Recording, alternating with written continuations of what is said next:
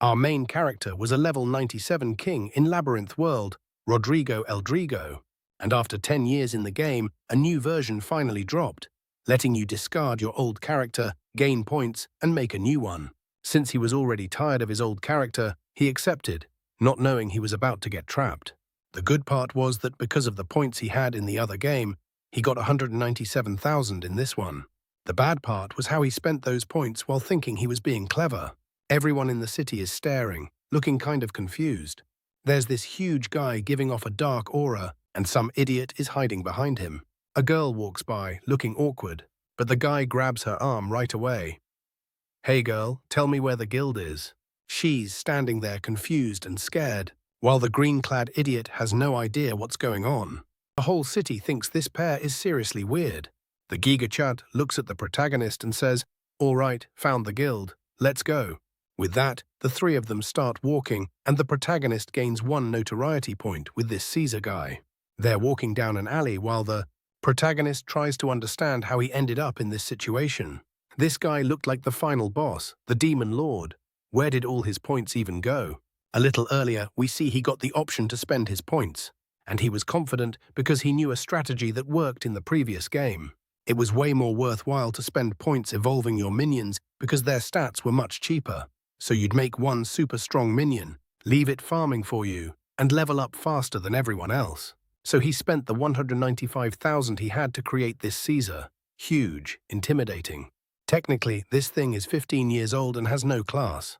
When it appeared, the protagonist said, "Taka, that looks awesome, but it's kind of scary." Still, the important part was that it would obey its master. And a message popped up with a tip. In the new version of Labyrinth, if a subordinate's loyalty drops, they refuse all orders. The protagonist was confused. Hold on, he just spent 10 years worth of points to create this thing and it won't obey. The system warns that, in the worst case, it'll just leave. So he'd better be careful. Back in the alley, he's thinking, crap, no matter how you look at it, this guy doesn't look obedient at all. At this rate, hell kill me the second I mess up. Right when he thinks he's doomed, there's a little pickpocket kid hiding nearby, who comes sprinting over, bumps into his leg, and the protagonist immediately gets it. Since he put 0 attribute points into everything because he spent them all on the monster, he falls to the ground like an idiot. Caesar sees him trip like that, and the protagonist freezes. If his subordinate thinks he's a loser, there's no way hell obey. Caesar is already coming over with that huge hand, but then he says, "Hey boss, you okay?" Our guy is shaking because he's furious that this thing drained all his points. And he's so mad he snaps at him. "Go to hell." He stands up, thinking he just insulted the creature and made it even angrier. But Caesar starts thinking, "I went to help my boss and he cursed me out. This guy is hardcore." The protagonist doesn't get it, while the system says Caesar feels like the kid is destined to achieve great things. If that doesn't happen, the worst-case scenario activates. The protagonist thinks he understands. Caesar has to believe he has potential. But he has no stats at all. How is he supposed to prove that? Right then, a subjugation event triggers. Capture the pickpocket. If he doesn't catch him in 10 minutes, all his money, his precious money, will disappear, and the kid is already far away. Still angry, the protagonist says, "Caesar, get that little punk." And Caesar goes, "I'll go get him." Then subordinate Caesar feels a tyrannical energy from you.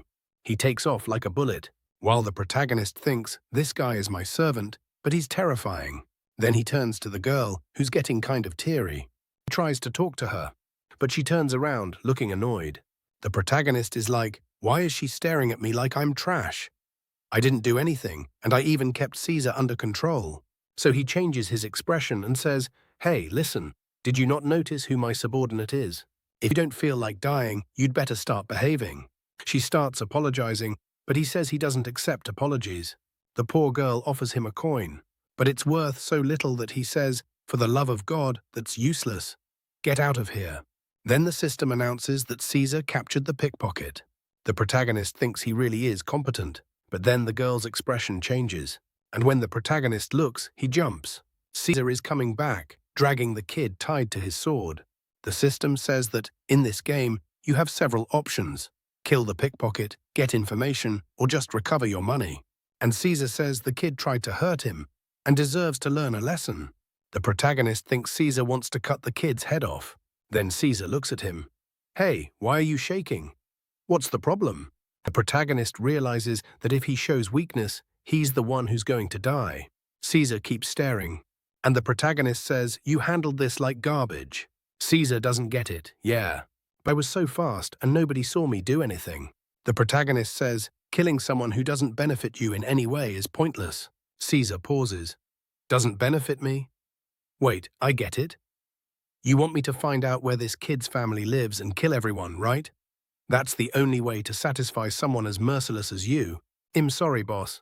I didn't realize how far your evil ideas went." The protagonist is basically crying, thinking, no, that's not it. At least his notoriety went up by 1. With that, they recover 200 coins from the kid. The protagonist is shocked. How does this kid have 200 gold coins?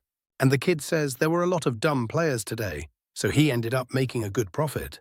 The protagonist realizes the kid steals from NPCs, from players, from everyone. So he says, "Hey kid, are you going to keep stealing from now on?"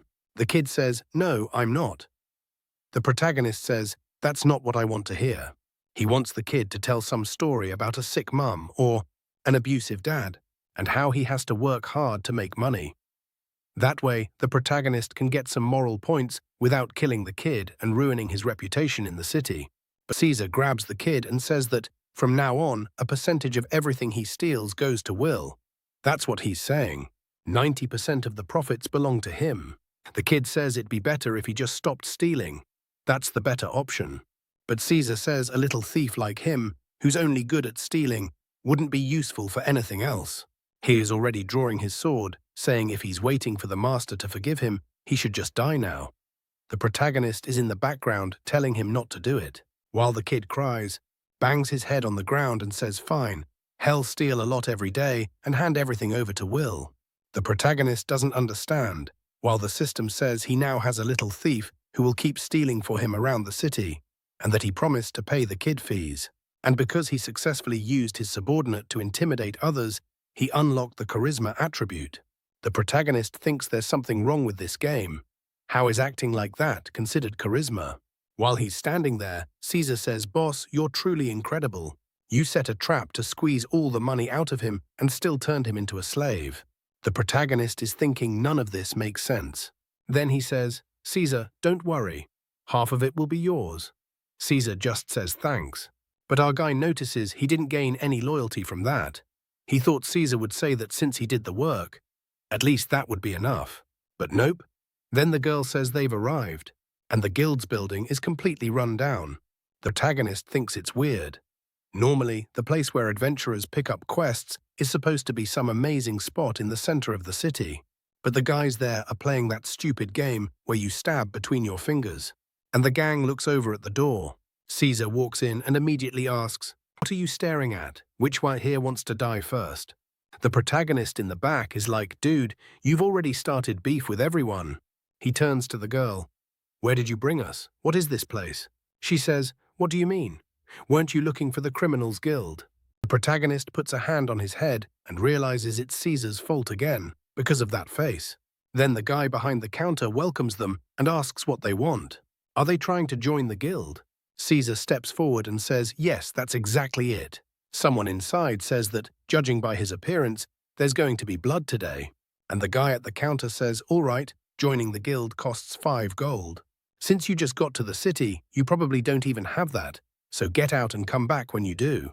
Caesar slams a pile of coins on the counter, and the guy goes, "Oh, so you really did have it. Here's the wooden plaque. It's just an ID." Caesar immediately asks, "You're trying to sell wood for gold?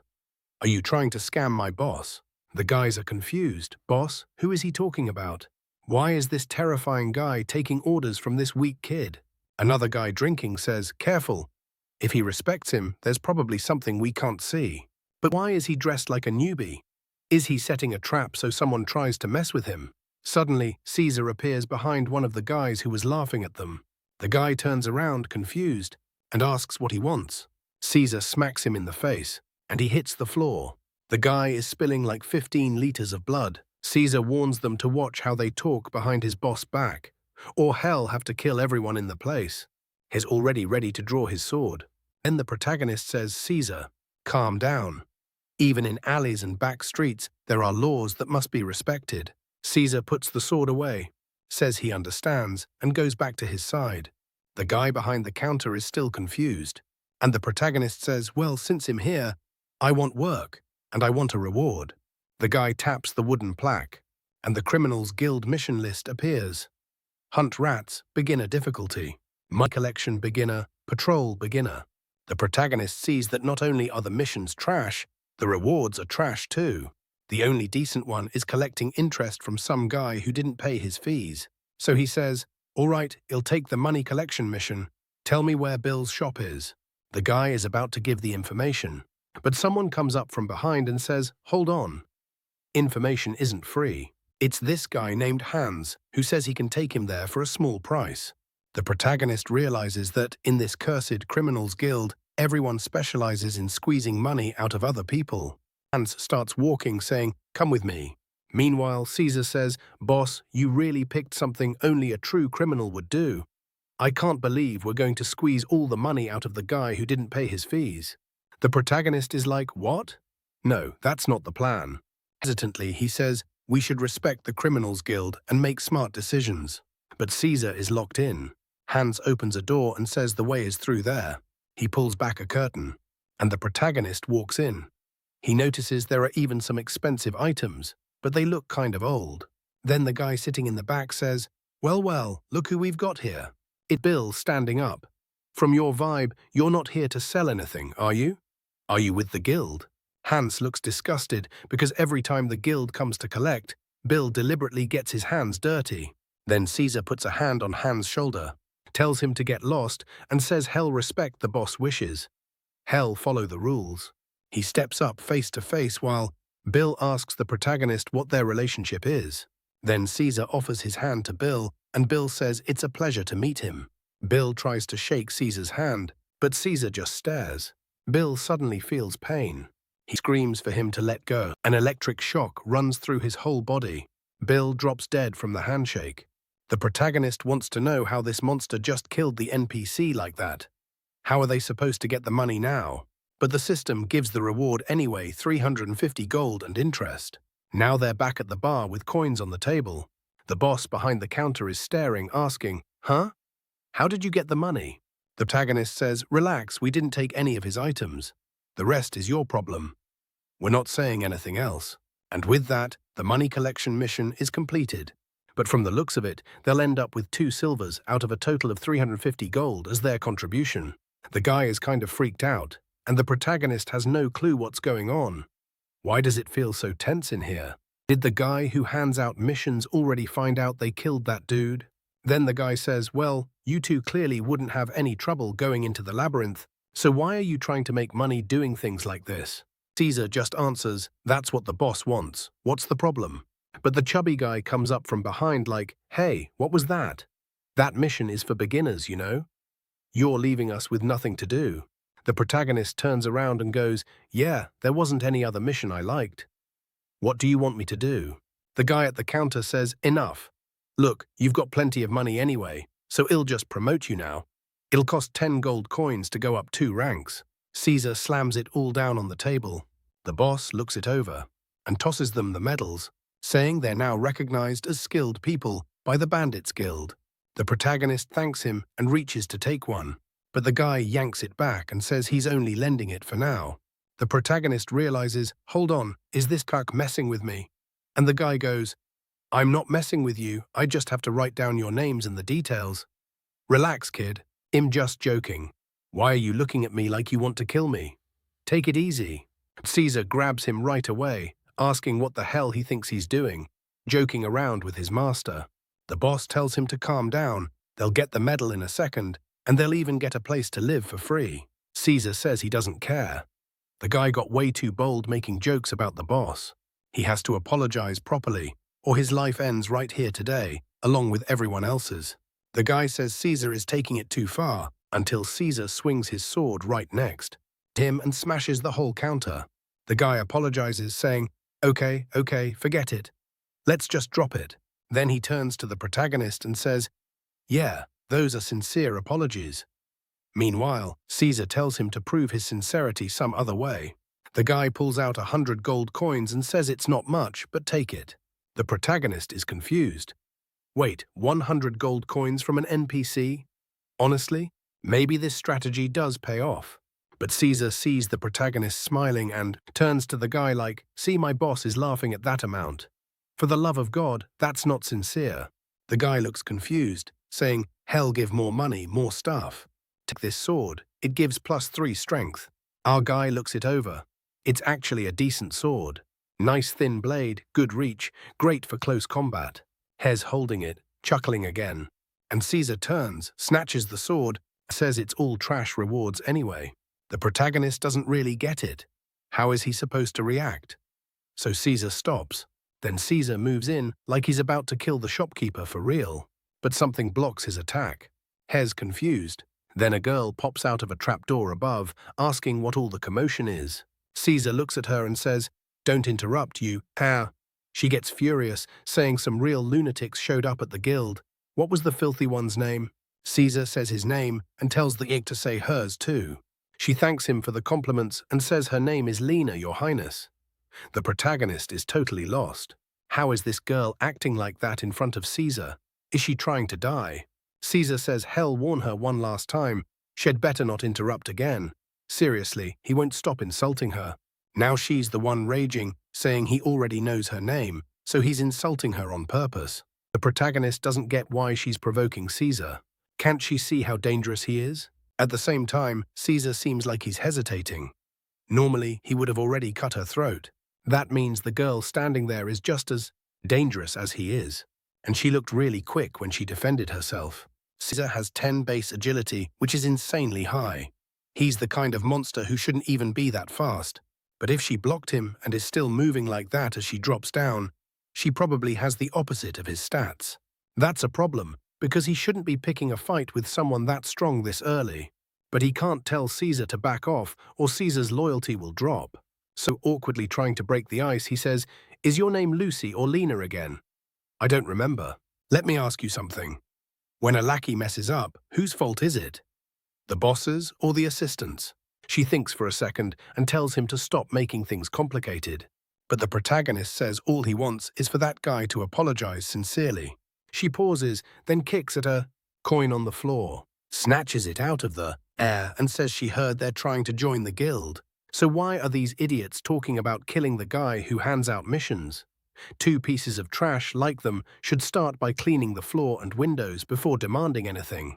The protagonist thinks this here is making total sense, which just makes him even angrier. So he says, hey Lena, take a look at my stash here. Ever seen a beginner with this much stuff? She practically drools, saying he could buy the whole shop with that. How does a beginner have something like that? The protagonist says, let's just say he has a kind of information no amount of money can buy. She says she's interested in how he's making that much cash so fast, and also why that guy keeps calling him boss. What's his name? The protagonist says his name is Will Mayer. Clearly, she doesn't run on logic, because she's drooling again, saying his name is cool and he can make money, so that's that. From now on, she won't get involved in this problem anymore. The guy at the counter goes, hey Lena, hold on. You know your job is to protect me in here, right? But she just flips away acrobatically, wishing him good luck. The trapdoor closes, and the guy stops. I thought Caesar might hesitate for a second, but nope. Caesar just split his head open. Caesar's notoriety goes up by 10, and the protagonist goes up by 20. He can't believe that on their first mission, they killed the guy who gives quests. Then we see that, a little earlier, Lena was bored because the old guy's in.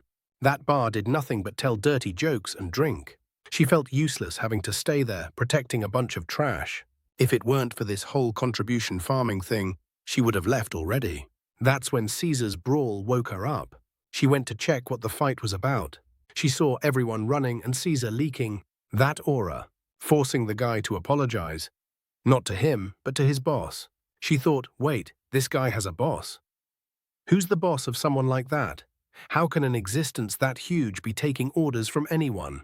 Then she noticed, weirdly, that the boss looked like a normal lazy guy. Even his clothes were trash. Then she saw the boss hand over 100 gold coins and thought, he's about to get 100 gold. But the boss didn't look happy at all. What kind of weird face was that? He really looked dissatisfied. And his face is ugly too, my god. Even after the boss handed over a super sword, that guy still looked like, I can't believe you gave me garbage like this. Then, out of nowhere, Caesar went to kill the boss. And she was sure this guy was some kind of psycho. Killing the mission giver was basically suicide. She jumped in to stop the mess and was shocked when he pulled out that stash. In that moment, she knew that whoever this beginner was, she had to get close to him. The reason is that the VR machine the protagonist used to enter the game was out of sync, so some of his facial expressions come out wrong. Back in the present, right when the guy's head gets cut off, the guild assistant is dead. The protagonist knows that if the rest of the guild puts out a mission to kill Caesar, even the two of them together won't be able to handle it. This is insane. But then again, nothing has been normal from the start. So he turns to Caesar. Hey, Caesar, do you realize you just do whatever you want? Again, you messed up. Caesar says he's already learned the boss mind. Honestly, he should have tortured that guy and killed a few more people. He really is a terrible, disloyal servant. The protagonist thinks at least that last part is true. This child doesn't obey. Suddenly, Lena shows up saying, wow, the boss really is cruel. She's never seen someone so cold-blooded complain that a subordinate didn't torture someone. The protagonist is confused. This is when she came back. Caesar tells her not to open her mouth just to state the obvious. Of course, the boss of the biggest dark organization that's going to destroy the world would be cruel. The protagonist thinks this is unbelievably cringe.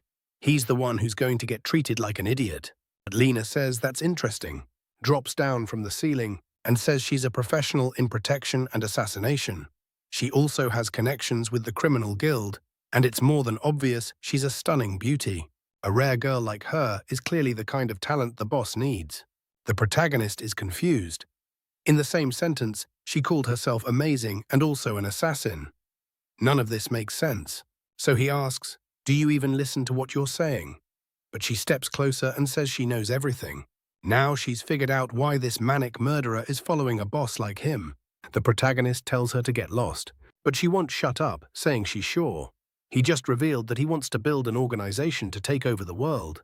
If something that incredible is really going to happen, she wants in, because it's way better than the criminals guild. She gets right up close and says that for now, she's going to register with his guild, and he should know she charges a fixed rate. The protagonist refuses, saying he's not paying her anything. But she takes it as him accepting her without giving her a salary, and she gets happy, saying he really is cruel and she's part of his team now. Caesar is watching like, my boss is going to enslave this woman, and his loyalty goes up by one more. The protagonist is lost. He said he's not giving her anything, so why does she look happy? But now that's his duo, a crazy murderer and an assassin. Clearly this lunatic is just Caesar, but the female version. Then the scene cuts to the middle of the city. The protagonist is still confused, and Caesar asks if that girl is going to be okay. She waved goodbye, telling him not to worry because she already memorized everyone's faces. The protagonist just says, don't worry about it, Caesar. I don't want to waste time on stuff like that. Caesar apologizes, saying he forgot the boss doesn't care about his subordinates. The protagonist puts a hand to his face and decides to test what Caesar's deal is. He needs to figure out how this guy's psychology works. Then he sees a little girl crying and says, go on, Caesar. What do you want to do when you see a kid crying? Caesar stares, watches her cry, points and says, I get it, boss. You want to put her to work as a beggar and have her ask people for money for you. The protagonist facepalms. No, I want to know what you want to do, not me. What are your intentions? Caesar walks up, takes a look, and then just walks away, saying she's insignificant and he doesn't care about her. The protagonist thinks, good, that's better than him wanting to kill her. He'll take it. And the scene switches to the real Adventurers Guild. Everyone is talking about how hard it's been to get a good mission lately. They see a huge line, and Caesar says the line is way too long for no reason. But the protagonist tells Caesar to shut up and get in line, and he obeys. The protagonist realizes he's starting to understand how to give Caesar orders without making him suspicious. And there are a bunch of adventurers whispering, who's that kid ordering around that huge guy? Something's off. Caesar has that creepy smile. Finally, it's their turn. The woman asks for a drop of blood on the thing to explain how it works and says their stats will appear. Caesar hears that and says it's a great idea, and yells for everyone to get ready. The trash in this place is about to witness unforgettable abilities right now. The protagonist is thinking this, is drawing attention, and he says, "No way I'm wasting my blood on something that stupid." Obviously, he was going to dodge it, but he noticed the place had this weird, heavy atmosphere. Maybe everyone was scared of him. Either way, he decides, you know what, fine. I'll just put the blood down, check my stats, and get this over with. Also, I've already worked a lot on my charisma, so maybe something good will come out of it. The poor guy thinks his potential is going to be amazing. He's thinking, well, if I can control Caesar from the start, that's got to give me some extra status. I'm going to get something good. He turns to the woman and says, "All right, let's take a look. What class can I awaken?" She takes a quick look, and the protagonist is kind of surprised. The kid can be a con artist, a cheater, or an armed robber. Caesar stares. His expression changes, and little by little, he steps closer. The protagonist thinks that, with classes like that, his authority is definitely going to drop. But it makes sense. Everything he did to even get into this game was threaten a civilian, rob a criminal, and then kill the guys from the shop. Clearly, based on what he's done, that was the most obvious outcome. But then Caesar's expression changes again, and he says it totally fits for him to be the boss. The protagonist stares at the screen, confused, and that's when he sees it suddenly changed. Now it shows the class's boss, murder orchestrator, and assassin. The protagonist asks the woman why the class changed out of nowhere. She says that sometimes it happens when he has some kind of lackey or something like that. The effect can take longer to show what he really has. Caesar, in the background, goes, a boss really does need a good lackey. I'm probably contributing to that. The protagonist tells that to shut up, but Caesar is just celebrating, saying it's exactly what you'd expect from a boss. His classes are cruel, so the protagonist immediately accepts the boss class because it was the least bad. As a boss with the highest authority, he can use charisma to command an organization, and the stronger the members are, the stronger he becomes. Okay, that one's interesting. Still, he doesn't look that excited. Then he asks, "Hey, Caesar, what was your occupation?" And Caesar says, "Nothing special, just some random killer." The protagonist thinks, well, at least he got something that actually fits him. Caesar thanks him, saying that's a huge compliment. The protagonist thinks, that wasn't a compliment, you sir. Then the scene switches to another little room in the Adventurers Guild, where everyone looks bruised and miserable. Caesar is sitting there with his legs spread, saying, "You all are a bunch of lucky people." Someone goes, thanks. The protagonist is like, why is he thanking him? Then Caesar says he's going to give everyone the chance to leave alive today. The confused protagonist says, "Caesar, are you insane? Didn't I tell you to respect people when we're outside?" Caesar turns and goes, "Oh, boss, you want me to show respect, huh?" The protagonist immediately gets scared of what kind of respect this guy is about to show. But something's off. Why is he suddenly acting like this? And right in the middle of the Adventurers Guild, this could cause a huge problem. That's when he sees that Caesar's assassin class makes him stronger the more lives he takes, meaning he needs to wipe out as many people as possible to power up. The protagonist thinks that really liked that class and is already trying to put it into practice. Now it makes sense why he said those people were lucky and that he'd let them live. A blonde guy who's been waiting there suddenly stands up, shows some coins and says he's got things to do. He needs to deposit money at the bank. Caesar asks how much, and he says it's just 1 silver and 30 copper. Caesar goes, "Well, you put money in the bank to keep it safe, right? So why don't you give it to me, and he'll keep it safe for you?" The protagonist realizes he's basically robbing him in broad daylight.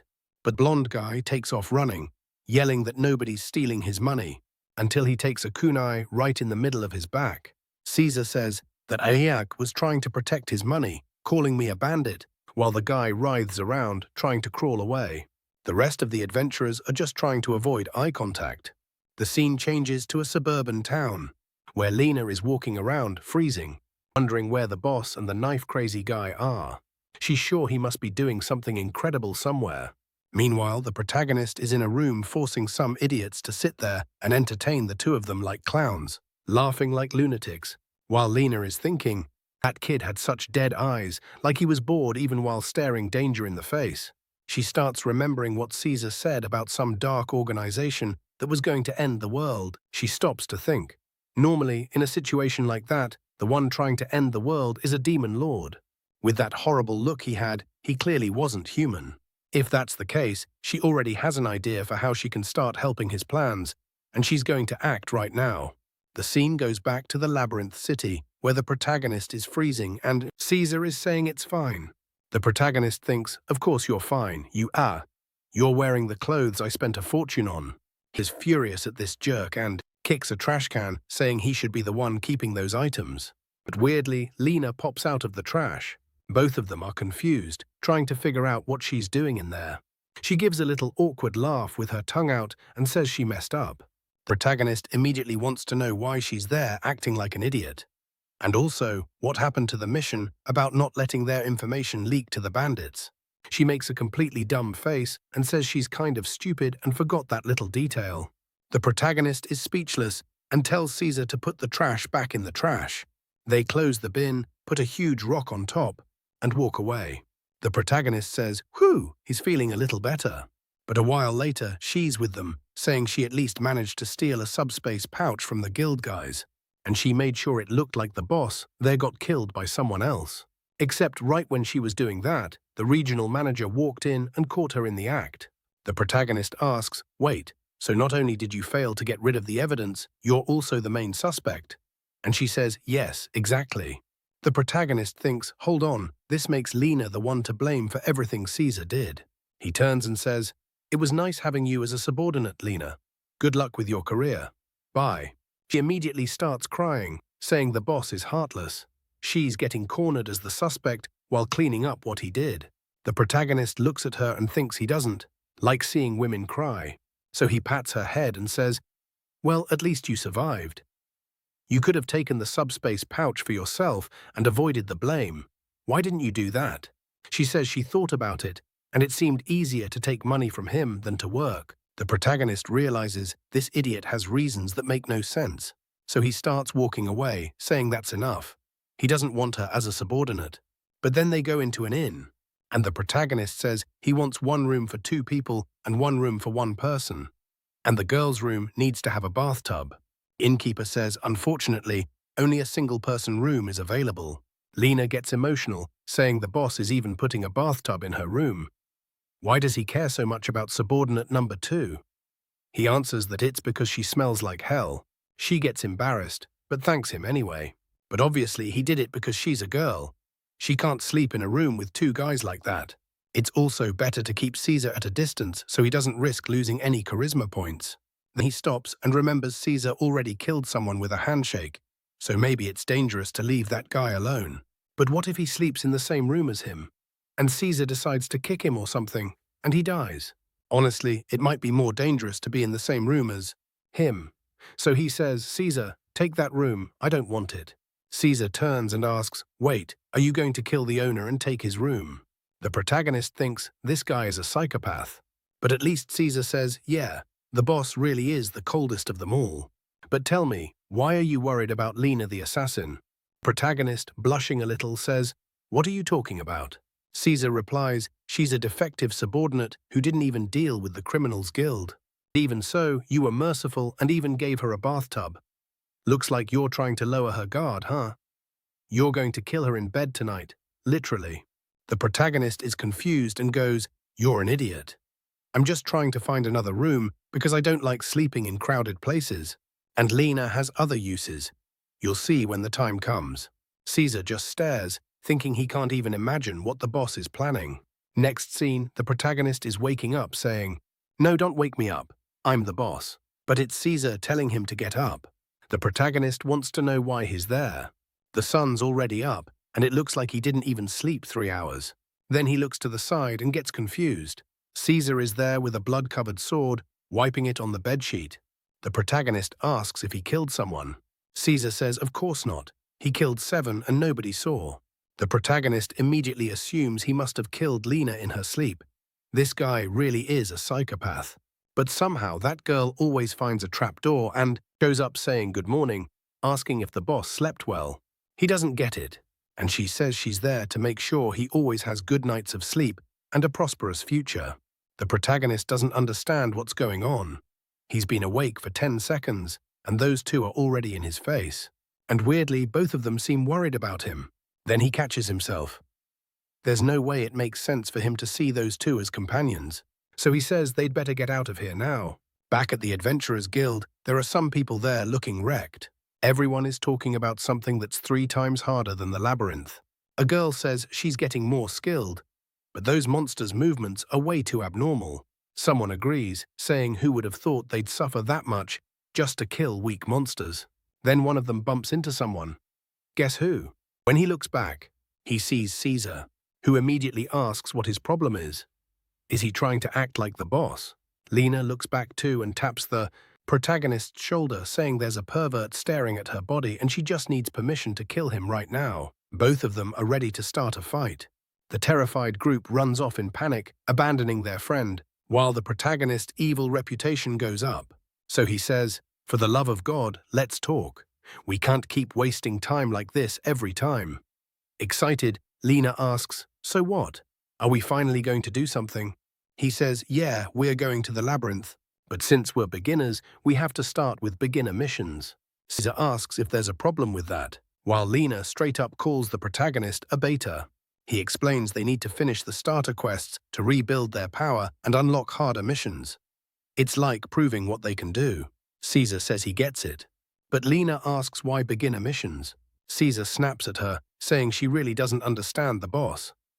If they set some ridiculous record, beginners will feel completely crushed. The point is to humiliate everyone. Lena says she gets it. Now they're lowering themselves just to humiliate others, and that's pure evil. The protagonist thinks at least they're on the same page. Whatever. A homicidal human with 20 power on his own. A girl with insane agility plus an inventory pouch, yeah. With a trio like that, it's obviously not going to be hard to clear beginner stuff. On top of that, they'll make money and get extra loot from drops. So he picks the Goblin Subjugation quest. The protagonist thinks it's interesting. Since experience is split in the party, hell level up without lifting a finger. It was a perfect plan for a former ranked player like him. Then he tells the group to get ready because they're heading out for their first mission. In the middle of the city, behind a huge gate and massive barriers, is the labyrinth. The whole city revolves around keeping the monsters trapped in there and constantly attacking them so they don't multiply. And there they are at the entrance, where it's full of dead bodies. Caesar laughs and says, "Bunch of idiots died in such a stupid way."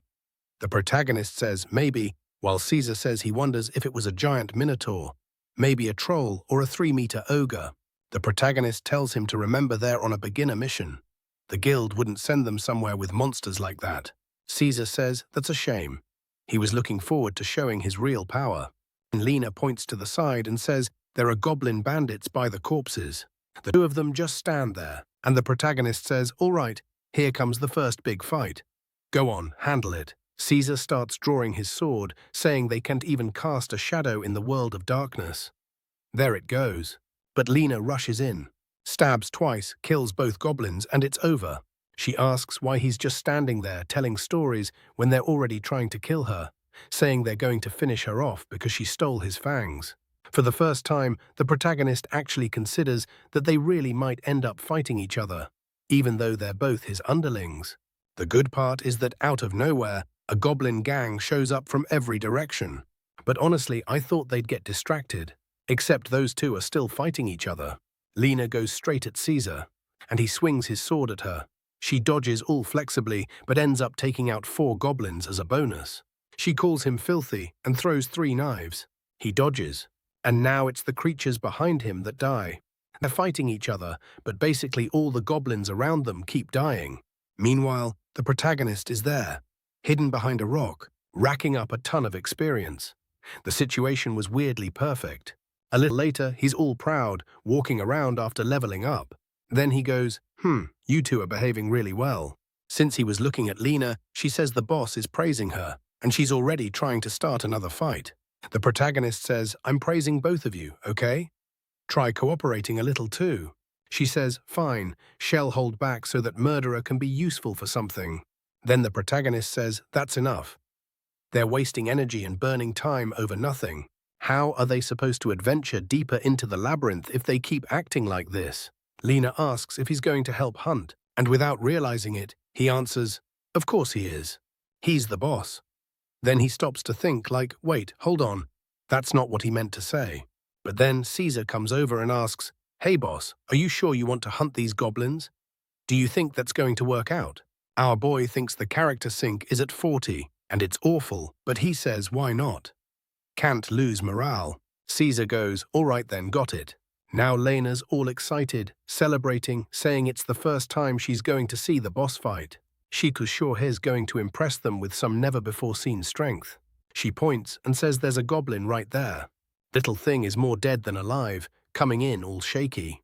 The protagonist is face to face with this trembling creature, thinking, okay, at least I've got this good sword, so whatever, let's do it. The most important thing wasn't killing it. It was the style he showed when he killed it. He charges in, thinking if it looks cool, that's enough. But the little elder goblin steps to the side and bonks him on the head with its thing. The protagonist realizes the creature is weirdly fast. He swings again, but the warg dodges. Lucky for him, the sword is enchanted with a diffusion effect, so the slash reaches a bit farther than the blade itself, and it hits the goblin. Still, the goblin falls on its back, rolls over with its chest bleeding, and runs away. Our boy thinks it'll be humiliating if that old thing escapes. So he throws the sword, spinning, except it drops to the ground like a piece of trash. Two of them just watch while the goblin runs off. Our boy decides to pretend nothing happened. He picks up the sword and starts walking. But then Caesar says, "Boss, you went beyond my expectations with this body of yours." Confused, Lena goes, "Wait, beyond expectations? Is the boss really that bad?" Our boy just keeps walking without saying anything while she tries to figure it out. Like, hold on, his body is bad. Is he sick? He doesn't answer and just leaves. Sometime later, they're around a campfire, and the vibe is weird. She keeps looking around, not getting it. Then, out of nowhere, she raises her arms and says she's in a growth phase, so she's going to rest early instead of keeping watch. Caesar calls her by that cutesy nickname again and says the boss is sick. Can't she see he's the one who needs rest? Lena says she's the youngest one there. Caesar doesn't need rest. He can keep watch. Then the protagonist says Caesar is 15 years old. She freaks out, eyes wide, saying no way. He looks like he's in his 30s and totally worn out. Caesar says she's making him laugh. Age doesn't matter when someone is weaker than him. The protagonist says, enough. Lena, use your tracking skills to find the way since you're a bandit, right? But she says, unfortunately, she never learned any of those. He thinks that's weird. Wait, you ignored all the navigation skills from the bandit class? And she says yes. So what did you learn then? She says she learned to hide, infiltrate, and assassinate. That's it, nothing else. Caesar is furious, while the protagonist thinks, they're screwed. How are they supposed to navigate a dungeon with no information? In the end, he's the one who stays on watch, which is weird because he's the boss and he's just standing there. When he looks back and doesn't see Lena, he realizes the idiot went and hid. Then she pops up right next to him, all smug, saying she felt bad for the kid, so she's going to teach him something hell-like. A skill transfer event activates. He can learn one of her techniques. The protagonist thinks it's kind of interesting. She's an assassin. He asks, what are you going to teach me? She says the most important thing she knows. He asks if it's assassination, and she says that's exactly it. She gives her little knife a lick, appears behind him, and says the secret is being fast and hitting vital points. Then she stabs the wall and tells him to do that 1,000 times. The protagonist is kind of confused, but since the mission is hard to trigger, he starts obeying, doing the attacks while she messes with him. After 1,000 times, he's exhausted, but the transfer fails. Since he only got 3 proficiency, she laughs at him and says, one thing is certain, the boss is useless at assassination. Suddenly, Caesar shows up behind them and tells them to look back. Some adventurers are coming. 2 guys turn the corner, see the trio staring, immediately take off running. The protagonist wants information from them, and a mission to capture them activates. If he doesn't capture them, it'll take forever for the next adventurers to show up, and it's the only way to find the exit. The protagonist just says, Caesar, and Caesar answers that hell go get them now. Boom, he steps out and sprints off, while Lena just stands there clapping. She's acting like an idiot, saying the kid is really brave. Looks like he's not even worried. The protagonist says, why would I be worried? It's Caesar. She says, no, you should be worried about us. Isn't Caesar kind of hopeless with directions?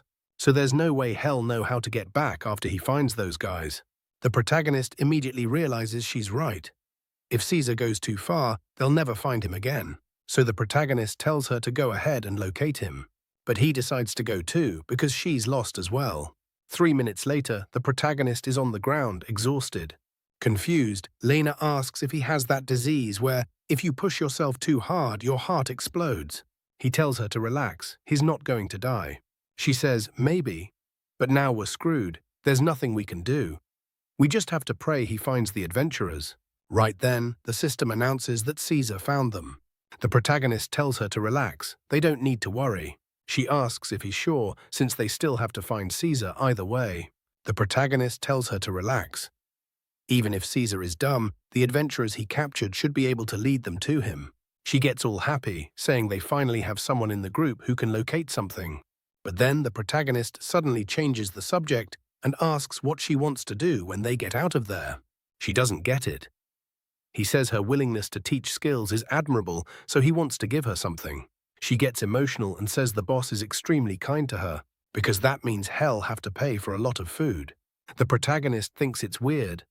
Why are the bandits in this city all starving? Inside, he's thinking she must have lived a hard life, which is perfect since food is cheap as hell, and it's way easier to pay his slaves, meaning his henchmen, with food. But then a warning pops up. Caesar killed an adventurer. The protagonist realizes he forgot that little detail. Caesar is going to kill everyone, and right then, Lena points out that there are more adventurers. An entire group. The protagonist is furious, staring, while Lena is weirdly excited. And good lord, she's already pulling her dagger. An arrow hits the shield, but they're worried about Lena, telling her to get away from that weirdo because he looks dangerous. The protagonist doesn't understand. Well, one of them curses him out, saying he's a horrible sir for taking advantage of a young girl in a dungeon like this. The protagonist still doesn't get why they think that. And the big problem is, if Caesar shows up now, these people are all dead. He wonders how Lena is going to act, but she's just laughing at him. Then she clings to him and goes, "Oh, I'm such a fragile girl. This evil guy kidnapped me." He almost gets shot. Archer tells him to let the girl go right now. The protagonist is shaking her, asking if she's having fun, and she's just laughing. More daggers come flying, and Lena shoves him back, making both of them dodge. The captain says, "Careful, this guy is dodging Holland's daggers. He's got some kind of advanced vision." Holland says, "Jason, do you feel it? I've got this feeling we're getting red. This guy might not be as weak as we think.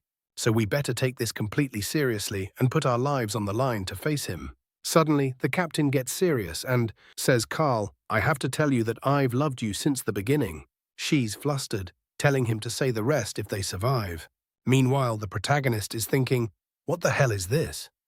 There's romance and drama going on, so why are they scared of me? They start charging in, while Lena asks if she should kill them all. The protagonist doesn't want her to, but at the same time, he has no idea what he's going to do. Then a notification says Caesar killed another adventurer, and the protagonist gained a little XP and leveled up. Right away, he gets the skill Boss Spirit. The protagonist gets a little excited, but his proficiency is only 0.02. A boss with true dignity commands respect from his lackeys and strikes fear into enemies.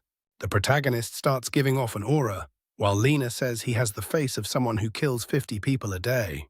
The protagonist is confused, thinking, what kind of face am I making? Meanwhile, the adventurers rush in, and he decides he should start checking a mirror later, because right now it's time to turn on that boss charisma. He shoots them a glare, trying to freeze them with fear. They're still right in front of him, like it did absolutely nothing. Lena asks what he's doing, standing there like a complete idiot. She has to step in front as a guy comes yelling for the disgusting trash to die. Now the protagonist realizes he's put himself in a dangerous situation when the guy swings his sword at him, with the blade about to hit his neck. But then the guy stops at the last second. The protagonist thinks it worked, but it's actually because, behind him, look who's standing there. Caesar, asking why they brought a toy weapon into the dungeon. The guy starts trembling, but the next second he says hell never back down, until Caesar swings and shatters Jason's sword.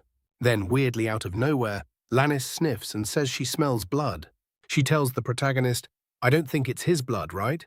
So what do you think, boss?" Caesar answers immediately, "Boss, those two guys you told me to follow were cruel adventurers who killed other people. So I killed them all and took their weapons." Protagonist hesitates and says he doesn't understand. "Wait, if they're adventurers who kill people, why did you kill them?" "Hold on, let me talk. Then why did they run away?" Caesar says, "Isn't it obvious, boss? When they saw your face, like you kill 50 people a day, they ran off scared." The protagonist still doesn't understand why both of them keep saying that. He turns to the adventurers. "You too, I have a question." He makes a really nasty face and asks, "When you look at my face, what do you think?" The night guy says, "I think we're screwed." Caesar starts walking over with the huge sword, saying a miserable set is still alive and talking like that. Looking at the boss and saying, "You think you're screwed after he spared you," is disrespectful. They really should all die now, but the protagonist says, "Wait, hold on." Trying to save them, he says their punishment is cleaning the blood off the weapons Caesar brought. The scene cuts to Lena's panel shaking. She's thrilled, saying the boss is way too smart. He got all those idiots to work for him, and now her subspace is packed. The protagonist says it's obvious they had to clean everything, because you can't sell dungeon loot covered in blood. It's better if nobody knows where it came from, so it sells for more. But now he wants to know, what's that bandit's name? Is it Holin? The guy in the back says, "Yeah, that's me." He is guiding them to the exit, but warns them, "Look, the gate guards are bandits too. If they inspect your stuff, they'll take 10 as their cut." The protagonist thinks taxes are basically robbery, even in another world. But he asks, "So what happens if I dodge that tax?" Caesar says it's easy to dodge if they're dead, and Lena weirdly says she can try using her looks. "Like what, girl?" The protagonist tells Holland to go first and see what happens, so they reach the gate, and the guard says, "Hey, coming back from the labyrinth?" Holland says, Yeah. "Could we, skip the inspection? We ran into an adventurer killer, so we're going to report it to the guild." The guard stops to think, then says that's fine. And it'd be good if they pass the rest of the information to the defense people later. The protagonist finds it kind of odd, but he goes along with it and doesn't say much. And just like that, they start leaving the labyrinth. Then Caesar says, "You little bandit, you made it sound like a big, dangerous deal, but it was basically nothing." Lena asks about the 10 thing. Both of them are already convinced this guy lied and was just trying to steal 10 from them. But the protagonist says, "It's fine, Caesar. We'll just sell the 3 of them as slaves and recover the money he was going to steal." His friends start cussing him out, saying no way, and that Holland really was trying to rob them. Right then, Caesar learns fear induction and activates it together with the protagonist, both of them screaming like lunatics and laughing as both their notoriety goes up. But the others are mostly just confused by the whole unhinged act, and Lena waves goodbye. At least the guild's first goblin mission is done, and they get 10 gold.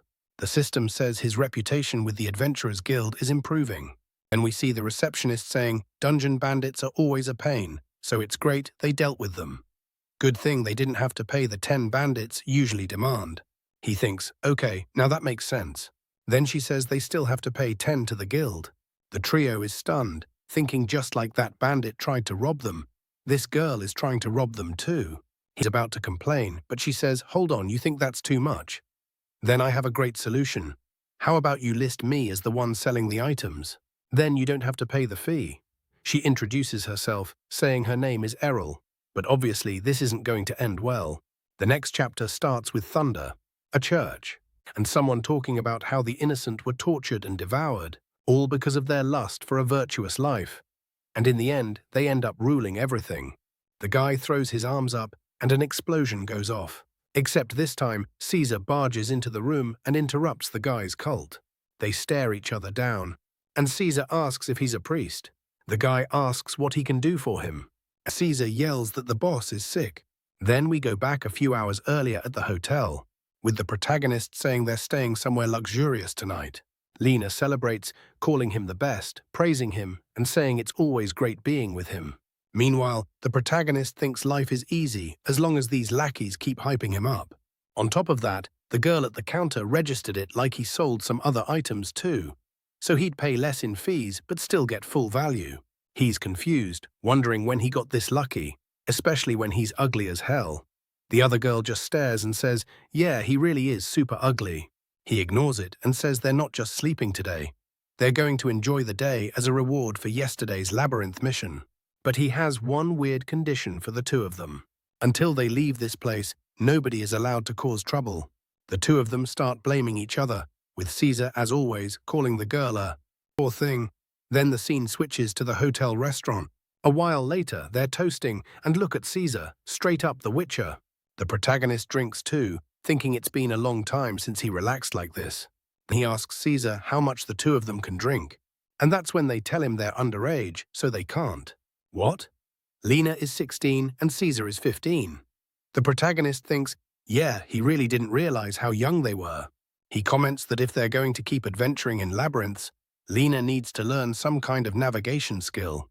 But she says, no way, it's the most boring thing in the world. He says fine, then hell, just hunt down some bandit and steal a map. While drinking, he thinks these underlings are a disaster. No matter what he says, they don't listen.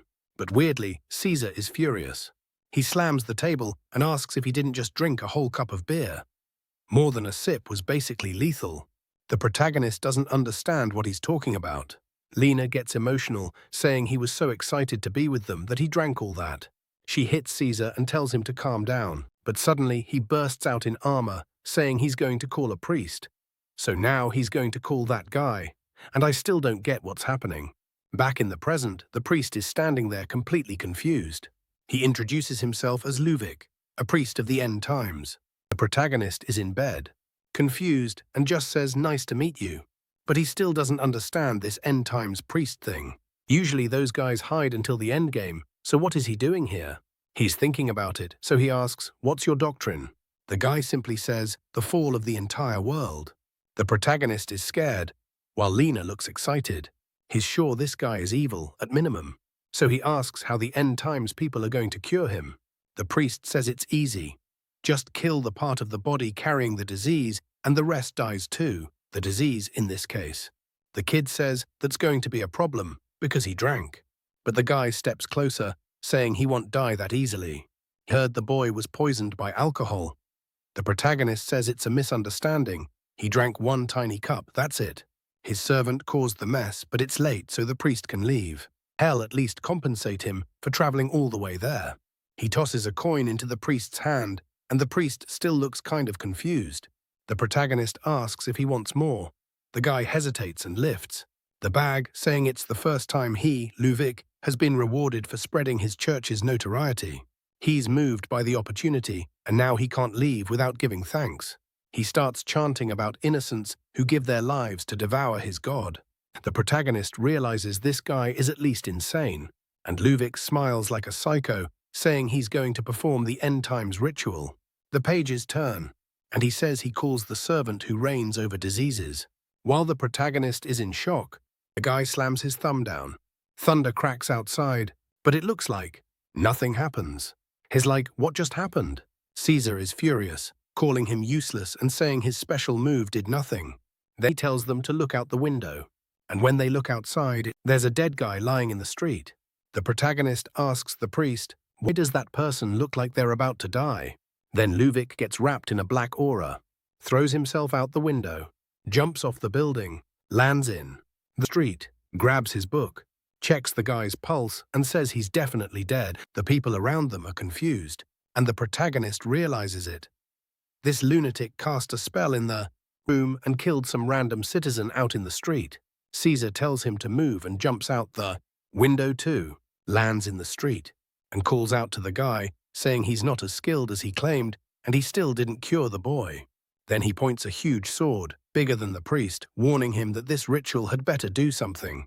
Luvic says the spell he cast reduces a person's vitality until the disease dies. But Caesar is furious because whatever he did drew a ton of attention, and the boss said they were supposed to keep a low profile today. The protagonist, on the other hand, is terrified by this reduced vitality thing. Then Luvic asks if that sword pointed at him is meant to threaten his clan. Caesar says it's not a threat. He doesn't care about incompetence, and it looks like Luvic is going to pay the price. Meanwhile, the protagonist yells at them not to start fighting now. The moment Caesar swings, the priest disappears. Caesar tries to strike him from behind, but the priest blocks it. saying, "Holy power absorbs damage, proportional to the strength God granted him." The protagonist is stunned. This guy is actually blocking Caesar's attacks. Then the system says he has entered a fight to the death with the priest Luvic. Slash here, slash there. Priest keeps dodging. Another sword strike, blows up. The ground. Smoke rises, but the priest disappears again. Then some Kaneki-style tentacles appear and hit Caesar from behind. Seriously, because I said it, that's exactly what it looks like. The priest goes full Kaneki, attacking while saying Caesar will now learn the speed of the shadow spear, or rather, shadow spears. Meanwhile, Caesar spins, whipping his cloak around to block. The protagonist is shocked. Caesar is defending against the guy's attacks with the wind from his cloak. Caesar charges again, face to face with the priest, who blocks again like it's nothing. For a second, the protagonist thinks the priest got weaker, but then another Kaneki thing comes out of his back. The protagonist panics, thinking Caesar might take one to the chest and die, which would basically be game over for him. Something tore. I don't know what, but let's go to the next chapter.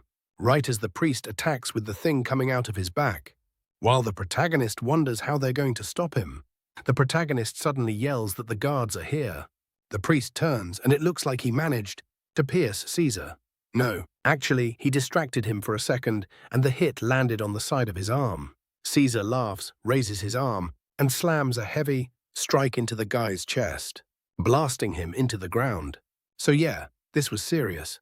For a second, I thought this priest was going to join the protagonist's team. Caesar yells that he killed that church's priest, while the whole city is confused. Then he notices the police arriving. People were damaging public property, fighting in the middle of the city, and a woman nearby is already shouting that this guy jumped down from the floor where that kid is. And just like that, Caesar gets arrested. Lena asks what they're going to do.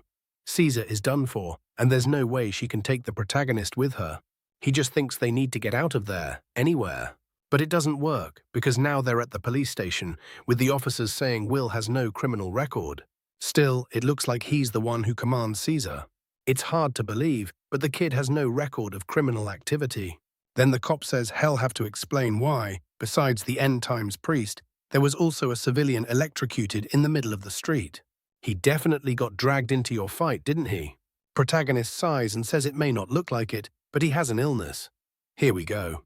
He says Caesar brought the priest to cure him without knowing he was an end times priest. They followed the guy and did everything he asked. But when he cast a spell aimed at him, it ended up getting redirected. The cop says the story doesn't add up. He thinks it's much more likely the protagonist was trying to recruit that evil priest to his side. The protagonist thinks that story honestly makes more sense, especially since Lena is already behind bars too, and she's also considered dangerous. She's crying, asking how they're supposed to build the Demon King's army while they're locked up. While he's thinking, the cop looks excited. This kid is losing his nerve, and he'll confess any second now. Kid, I'm going to bring in a witness who will definitely prove your guilt. Come in, Miss Errol. What a snake. The protagonist is like, what the hell? Meanwhile, she says it's good to see him again. Even the cop is shocked that they know each other. While she's standing there with that half-lidded look, she lets our boy off, saying it's a shame, but she thinks she got everything completely wrong. The protagonist still doesn't understand what's going on. She says, hold up, weren't you the one who said you had information about the guy involved with that priest? He says yes, but then she points out the young man in front of her is a respectable adventurer who captured the labyrinth killers. So it's pretty unlikely he's the one mixed up in that priest business, or anything shady like that. She puts on this threatening face that honestly looks more like she's messing with him, saying he probably won't want to file this case since it could hurt his performance with the police. The guy stops to think and realizes that if he's going to lose this, it's better not to push it. Meanwhile, the protagonist is hyped, thinking he got lucky. Just like that, it seems to work. Every accusation against him gets dropped. His thinking, this time I really got lucky, and telling them all that was actually a good move. Errol says she never imagined something like this would happen to him when he'd only just joined the Adventurers Guild. Good thing she managed to help. He says he owes her. Then she makes another mischievous face, a little more evil this time, saying it looks like he's going to become an exclusive member then, huh? Then she leaves, saying it's all settled while Lynn is sure something bad is waiting for them. The protagonist, though, says he's more worried about the fact that he didn't sleep at all, and now he's dying of sleepiness. Then, out of nowhere, Caesar looks at him and says, it's time for him to get serious treatment. Even the protagonist is confused, trying to figure out what this idiot is talking about. Okay, the scene cuts to the healing, and I still don't understand why they're so worried about him having a little beer. The priest is there casting healing and saying it's not working for some reason. The protagonist answers that it's supposed to work based on the amount of divine power used, and the priest wonders if maybe it's the kind of curse a junior priest like him has no chance of removing. The protagonist is thinking, I'm screwed now. A few minutes earlier, when he pretended he was still sick so he could go sleep, Caesar said no way and dragged him off to get healed. And now he's there with the priest struggling to cure him, even though he basically has nothing wrong with him. While the priest hesitates, Caesar asks what he means they can't heal him. The priest tries to explain that they just need a little more time, but Caesar grabs him and says he's full of excuses. He'd better understand that what happened to that priest in the street was their doing. The protagonist thinks that's really not the kind of thing you should say out loud. Then suddenly, someone asks if the patient's curse can't be identified. Caesar returns to ask who it is, but the person just tells him to move aside. Protagonist looks over, and whoever it is says that with a face that ugly, yeah, he's cursed. He has to be. He raises his hand, and the blonde guy starts casting something. But he also looks freaked out. His hand is shaking, and he's asking how that's even possible. His name is Elaine. A man named Elaine? Apparently, yes. And he's an intermediate priest. He thinks this is strange. He couldn't even sense the curse their boss has. They'll probably need a priest above his level. The lackeys are scared he's going to die. Meanwhile, the protagonist is thinking these idiots could just realize already that he's fine. If he admits now that he was faking, it'll destroy his image with the lackeys, and they won't respect him.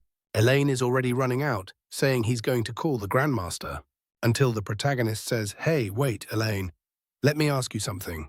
Just the two of us. It's about my illness. Now in Elaine's bookstore, Elaine tells him to talk. What is it? So the protagonist says, Sir Elaine, I don't want this curse of mine to involve the Grandmaster. Elaine asks why. This is his best chance to be cured. If it's about the cost, hell even help cover it. But the protagonist wonders, what if they fail to cure him? Elaine must know how notorious his lackeys are. Not even Bram's guards could do anything. Nobody can control them. Meaning if they fail, everyone there dies. Elaine says it's heartbreaking that the person taking care of those crazy lackeys is someone whose appearance has been completely corrupted by a curse. And the priest gets emotional, saying he's never seen someone sacrifice so much that they were completely destroyed by a curse. This was the true spirit of self-sacrifice. The protagonist is basically crying inside, thinking, I give up. What am I supposed to do to convince someone like this? Then he says, look, I already explained everything. I'm leaving. But Elaine says, wait, I can give you a buff to slow down your curse and see if you recover a little. Then the protagonist starts getting energized by that light. Suddenly, all his conditions and problems really do get cured. The protagonist says, all right, I'm leaving, and thanks him. But Elaine tells him to wait again. As a priest who saw the kid working so hard, he's now motivated to join his group. The protagonist doesn't really understand. Elaine says he doesn't need money. Hell accept any mission. He just wants to help. Before the protagonist can refuse, it's too late. The system says an intermediate priest has joined the party. The good part is that thanks to special conditions, he can use him without paying any medical fees or anything like that. The protagonist is shocked that something like that is even possible. He's starting to get worried. Since the start of the game, he's been having this weird kind of luck. Maybe this is the power of the charisma stat, with another person working for him for free. Normally, hiring a mid-level priest requires a really strong group, and you still have to pay a lot. He's staring at the excited priest, and then Caesar asks, aren't you going to say anything? Aren't you happy? Will thinks it must have something to do with what he achieved in the other game. Something's off. Elaine asks if the protagonist doubts his abilities. Meanwhile, the protagonist is sure someone is manipulating all this, and if he levels up with this much help, they'll take away his credit. So he says, listen, priest, on my team, your life is collateral. If you join my group, you'll end up dying. The scene cuts to people asking Elaine what happened and why he's shaking. Hez about to say something, while Lena asks the protagonist, What happened? His face even looks a little better. Meanwhile, inside, Elaine is crying, saying that guy is incredible. They need to join the church and all pray for him. He thinks the protagonist stopped him from joining because he was afraid Elaine would die on dangerous adventures. But then the scene jumps to an hour later, at a restaurant, where the protagonist is still there, glowing and shining. He doesn't look very happy though. Lena says his skin is glowing, but his face is still the same as always. Caesar agrees and says he doesn't understand why he's mad. The protagonist says he's not going to blame anyone, but they have to admit that every mission they take always goes wrong and turns into a mess. The two of them start getting angry, each blaming the other, and the protagonist tells them to stop. What matters now is finding a solution, and his solution is the bargaining skill. The system says it lets you create something out of nothing. It was the most important skill. The higher your talent with it, the more you can bargain. Lena says it's shameful. Bargaining is a dirty skill. He says she doesn't understand the value of things and tells her to watch. He calls the owner, who comes over staring and asking what he wants. How can he help the kid? The protagonist says, "Take a look at the food I ordered." The owner looks and says, "Yeah, you ordered a lot, so what?" Then the protagonist says, "Well, I'm guessing this brought you some nice sales, right?" Then he activates bargaining and says, "So how about we get something out of that?" Lackeys look kind of nervous, while the bald guy stares, and he says, "Sure, that makes sense. They can get some free drinks." He yells for drinks to table 4, while the protagonist says they're learning how to get things without violence. Right away, Caesar slams the table and says he gets it. Look like you can get whatever you want with bargaining. Then he calls the bar owner and says he must have felt it, right? What the kid here really wants. Will doesn't really understand what Caesar is thinking now. The owner pauses for a few seconds, then turns and warns them that if they cause a scene, he's calling the guards. But Caesar says, "Are you crazy? We went to the police today after destroying the whole city, and we still walked out free." The protagonist thinks, once again, Caesar is running his mouth. Then the owner says, "That's weird." He turns to the protagonist and asks if there's some up-and-coming criminal organization he doesn't know about. If that's the case, he must have come here knowing how important this place is. Right then, a trapdoor opens. There are trapdoors in every house in this city. The gang climbs down. The owner says he likes it when customers show their true intentions. Caesar gets excited, saying, "Bargaining really works." He wanted a fight, got one, and charges in. The first slash lands, and the gang tries to challenge him, but they're all terrified. The system warns that they're in an unexpected gangster area, a criminal gang secretly operating a restaurant. Caesar is wrecking everything. The boss is slipping off to the side, confused because half his men were wiped out in one attack. He orders everyone to spread out, but he still hasn't noticed Lena behind him, asking when he's going to pay attention to a beautiful girl like her. And apparently they have history, because she licks her sword and asks if he remembers her. A few seconds later, the boss is shaking and apologizing, saying the situation makes no sense, but yeah, he really messed up by not bargaining. He doesn't even know what to say. The protagonist is standing there with that awful face, while the terrified boss wants to know what kind of person he is. But Will says, "It's too late to regret it now. Don't you recognize my subordinate here?" The boss says, "Of course. She was a high-level fighter in their organization. One day, she destroyed one of their units all by herself, and since then, she was never seen again. Now, every criminal in the city is looking for her and her group to kill them." Lena is kind of happy to be that famous, while the protagonist wants to know when that even happened. They're being hunted by the police, and apparently by criminals too, which is terrible because it means they can't rely on anyone. But there's no going back now either. Since it's come to this, he stands up and asks, "So you're telling me my subordinate is wanted across the whole city? You'd better tell me who's looking for her.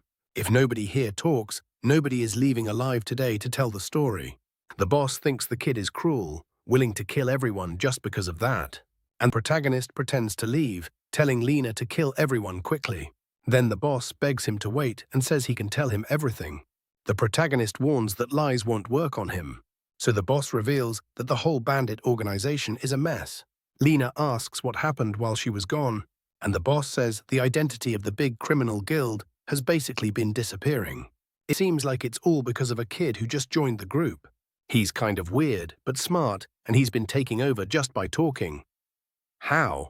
He won over the executives and even changed the business model. Since then, the bars he used to run have all been going under, and he can't make money anymore. The only thing he knows is that, according to rumors, the kid used to be a street punk. Anyway, the boss says he can see infinite potential in the protagonist's organization, overwhelming power to wipe out an entire place, a terrifying charisma of a real boss. If he became, for example, the master of these shops, he could build a reputation that surpasses everyone else's.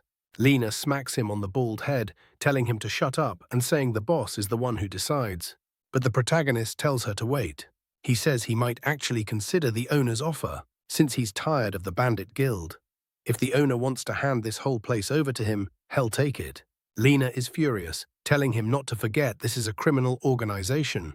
Once they get the chance, they'll betray him and hell be left behind. But the protagonist tells her to relax, because the day anyone tries to betray him, they'll be killed on the spot. Besides, they were going to die anyway, so this is the only option they have. If they want to live longer, they'd better swear loyalty to Will. At that moment, he activates boss spirit. Everyone hesitates, and out of nowhere, it feels like the event just ended. The criminal organization that ran the restaurant swears loyalty to him, and the restaurant becomes the kid's territory. The old guy even goes over and kisses the kid's boot. The system notifies him that he now has territory, a gangster base, and underlings. He has everything he needs to build an organization. So the protagonist says that from now on, their group's name is Black Mountain. Forming an organization was a key event for someone in the boss class. And of course, Caesar immediately wants to know the plan going forward. Honestly, I thought the protagonist was about to take over the whole city. But he says their first goal is clearing the labyrinth. Lena says that's kind of a normal goal for a criminal organization, right? The protagonist says power and wealth matter, sure, but that's only a small part of what he wants. What really interests him are the powerful monsters in the labyrinth. He can sense a kind of strength and item rarity completely different from anything in this city. Instead of dominating insignificant things like the people here, he wants to subjugate those beings. The trio walks along, completely fired up, while the others stand there confused. Then the scene switches to the East District, in one of the alleys, where that kid from the beginning is reading about the restaurant that got taken over in a single day. He says it was someone from a big up-and-coming organization, standing next to some huge guy. That bargain bin Caesar-looking guy is named Mr. Tama. Where this kid even found him, who knows? Next chapter.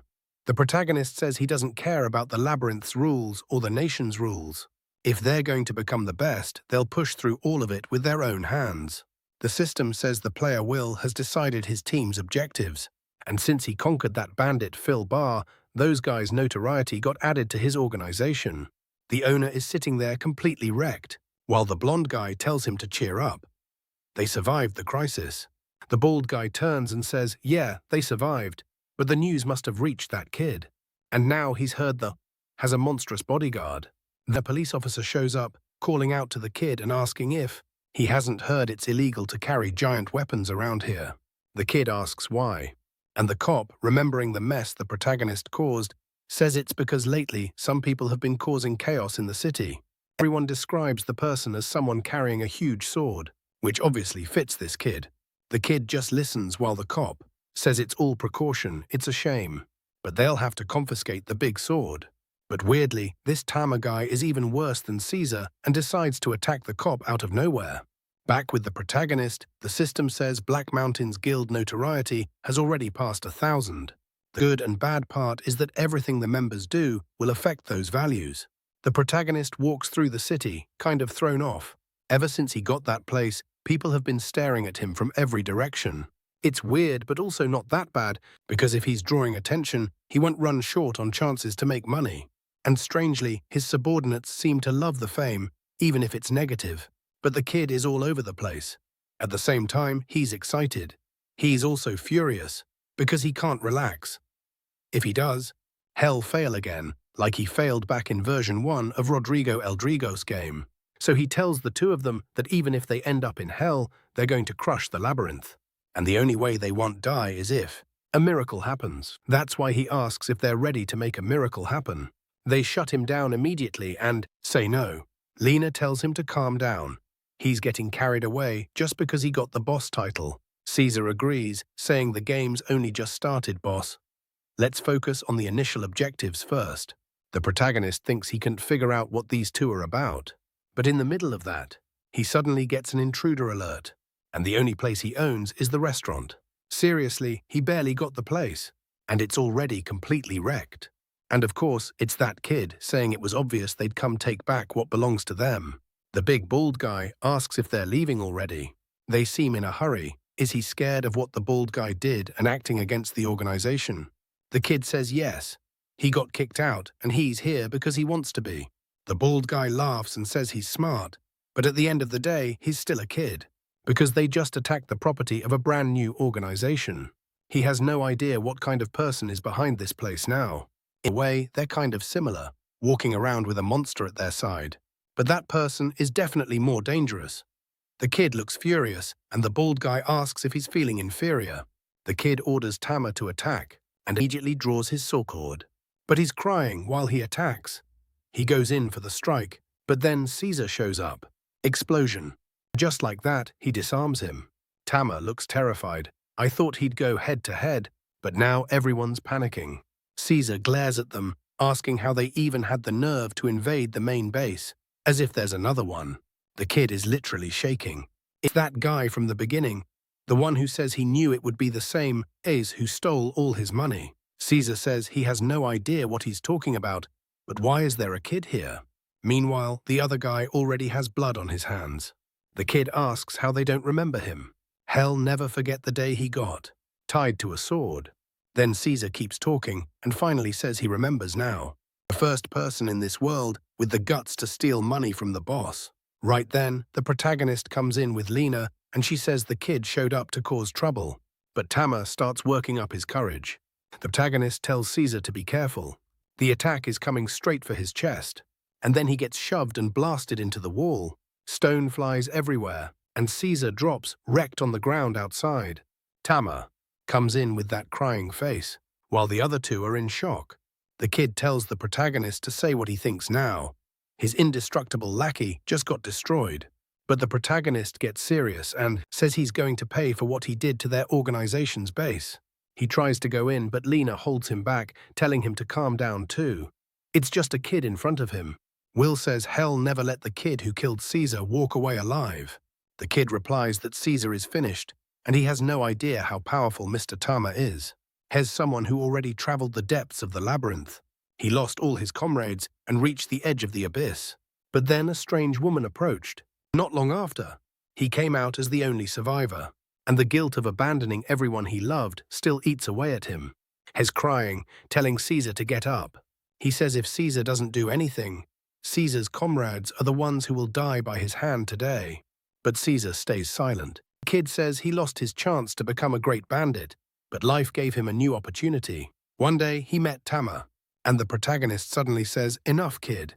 The two of them are half asleep, saying his story has gotten way too long. The kid yells that the summary is simple. It's over. Caesar is dead. Then the protagonist says it looks like he's the one who doesn't understand what happens to people who mess with his group. Lena steps forward and says the kid's lackey might be strong, but right now he has nobody on his side. She says Shell cut him in half. Meanwhile, the protagonist is thinking he can't have an organization that goes around beheading kids. Then Lena is shocked when Tama comes charging in, crying and screaming straight at her. His hand goes right into her face. He covers her face while the kid celebrates. But when he looks back, he freezes because Caesar has grabbed his leg, saying in a fight, "You never drop your guard." He spins him around and slams him into the wall. Then he says it doesn't matter what happened to Tama's comrades in the past. He'd better pick up his sword now and get ready for a real one-on-one, just the two of them. The system notifies the protagonist that Caesar really wants the duel, while the protagonist holds Lena, not understanding why Caesar is calling for a one-on-one when they have the advantage.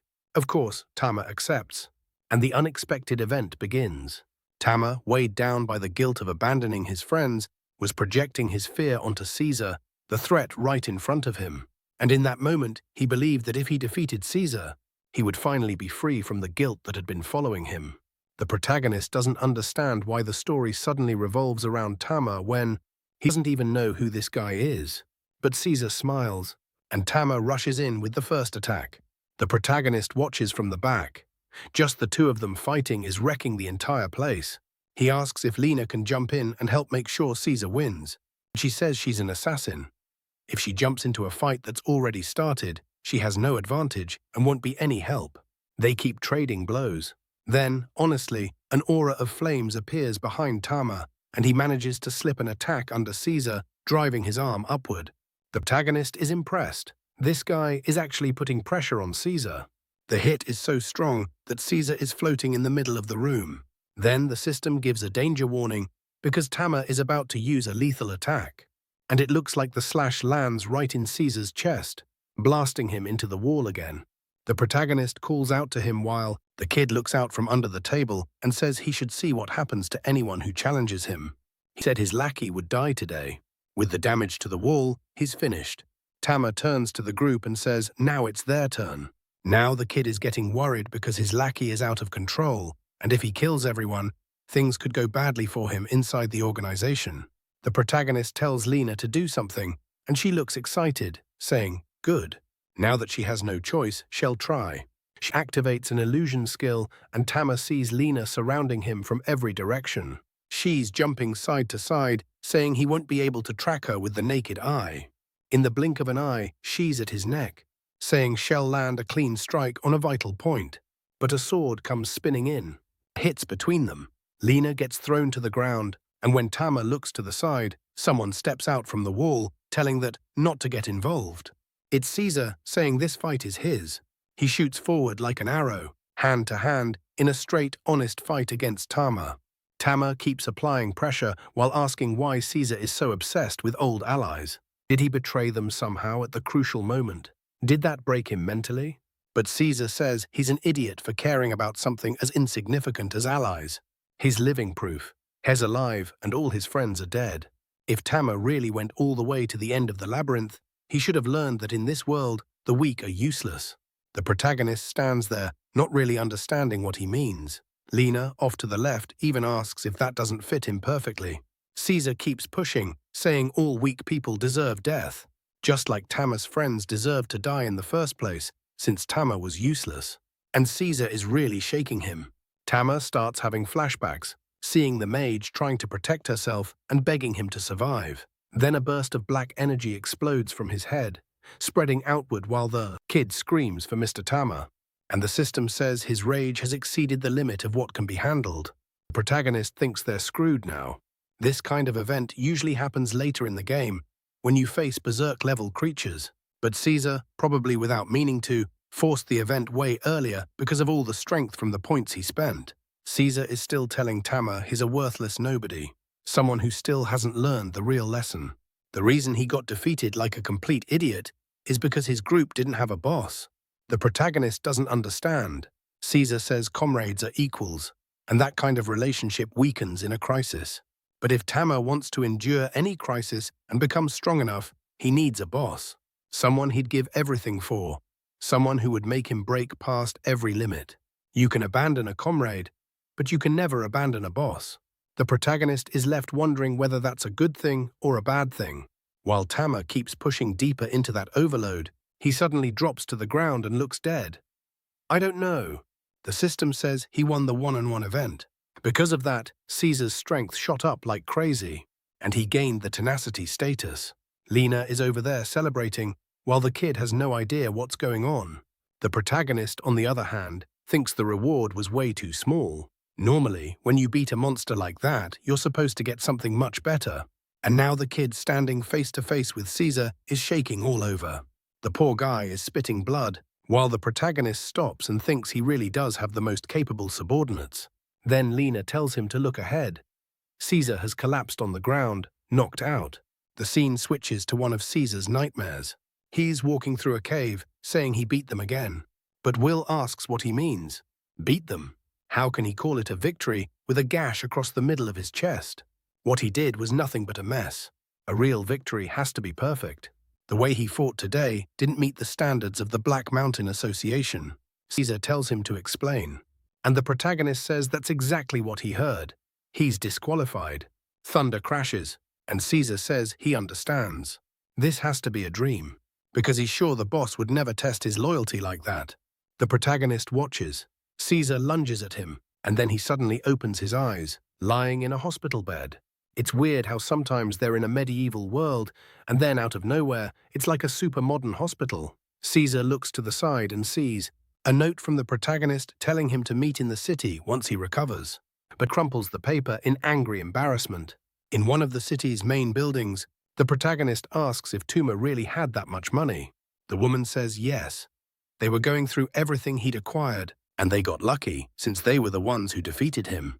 The truth is, he'd been causing trouble for everyone in the city while running that crime syndicate with that kid, who apparently was interested in his wealth. The protagonist immediately says the kid was only with Tuma to steal his money. But then the woman says he's only getting half of Tuma's cash, and he asks why only half. The pretty woman says it's half because the other half is going to the kid. The protagonist says no way, he's going to kill the kid right now and take half of the kid's reward too. But the boy starts crying, saying it's fine, he can become the protagonist's slave. And that seems to give the protagonist an idea. Next chapter, we're on the east side of the city, at Tama's so-called mansion. The protagonist says the woman told him the guy was rich, but all he has is this desolate place. He tells Rave to explain what's going on, you little thug. The kid says his name isn't Rave, until the protagonist tells him to shut up. From now on, he's a slave, and hell name his slave whatever he wants. Then the branch woman glances to the side and sees a teddy bear skewered on a spike. They're confused.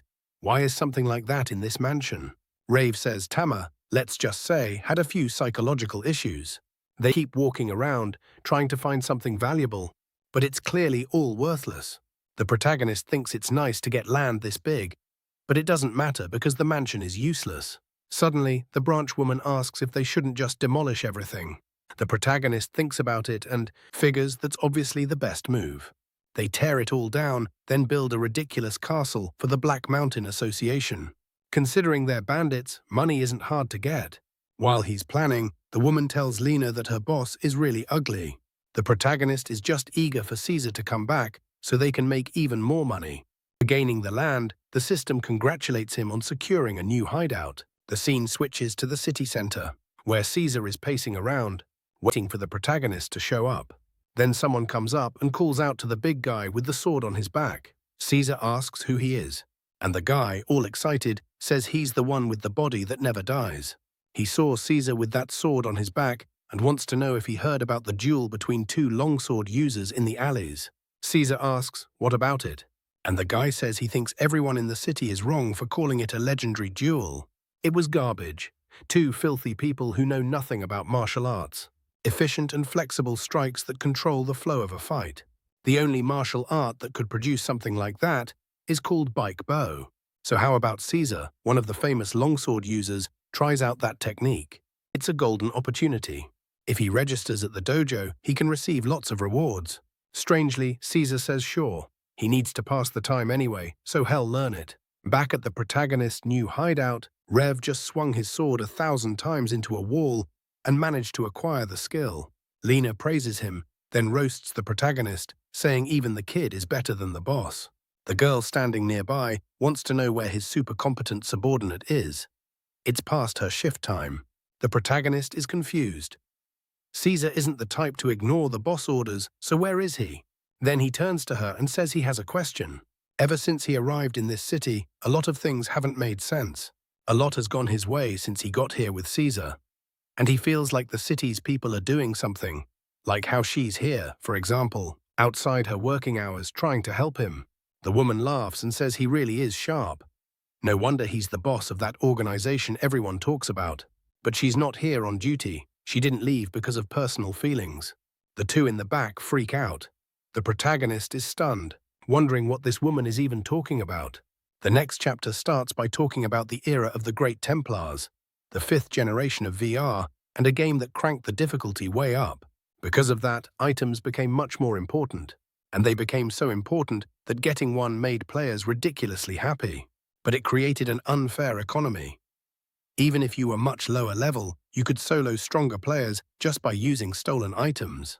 The poor players who suffered every day because they didn't have a good sword started training. And that's how the martial arts system came to be. In theory, it sounded like a solid plan, but the guy looks down at the ground and sees someone with their head pinned down. It's Caesar, showing up to ruin everyone's day, saying the guy lasted a little while, so this must be that martial art. The leader tells him to calm down for a second, saying he's only there to train.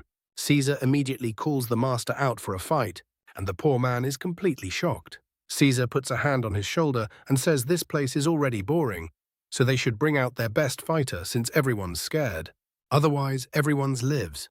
And everything this place stands for ends right there. Everyone is stunned until someone tells them all to shut up and stomps down hard. A bald guy asks who has the nerve to cause trouble in this dojo. The guy stands there with his arms crossed, and Caesar instantly thinks he must be the strongest one, then charges straight at him. He gets in his face and asks if he's the one who's going to defend this place. They stare each other down. The bald guy looks at Caesar and starts crying, saying he doesn't back down even under a glare.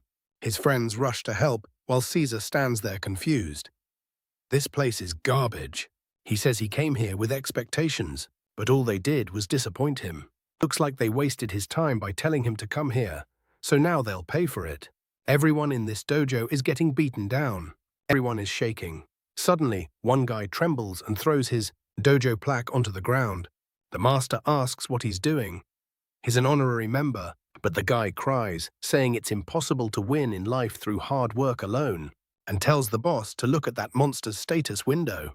The guy is 15 years old, still level 15 and an amateur, but with that insane set of items, there's no way they stand a chance. He must have spent at least $1 billion. Another guy starts shaking and says there's something even worse. Caesar is marked as a minion, which means he belongs to another player.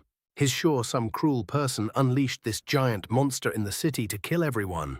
The protagonist scratches his ear, wondering what they're saying about him, and the people in the dojo tremble, saying they don't want to die in such a stupid way. The boss realizes this is serious. Everyone is starting to panic. That creature had a terrifying aura. Who could its master be? Caesar grabs one of them by the collar and asks why they're so desperate. Then he suddenly slaps him across the face. He dies. The monster keeps talking, saying effort and hard work can never reach natural talent. That's as natural as the world existing. Trying to run from nature's logic is like trying to escape who you are. He turns to everyone and says the most natural thing is for them to fight him and die. Now the boss wonders why he ever brought this guy here. Suddenly, all the students start throwing their emblems on the ground, saying they never want to practice martial arts again. They all run for the exit until an old man tells everyone to stop and warns that nobody touches his boys. Caesar looks back, and the guy's eyes are shining. Then the scene cuts back to Lena, telling the protagonist to get away from that woman, right when he was fired up and wanted to know what she meant by being interested. And the purple-haired girl wonders what she did. Then Lena charges in. She challenges her and demands to know what she thinks she's doing. She's seriously suspicious. Was she trying to steal the boss just because her chest is bigger? The protagonist has no idea how Lena even reached that conclusion. Lena tells her to say it already. What is she doing there? Clearly, she wants to extort the boss somehow. Kitty's about to attack, but the protagonist tells her to stop right now. That woman works for the government, so they'll be in huge trouble. But Lena takes it as Will worrying about her, and immediately asks whether he's choosing her or this new woman. Will still doesn't understand what kind of situation they dragged him into.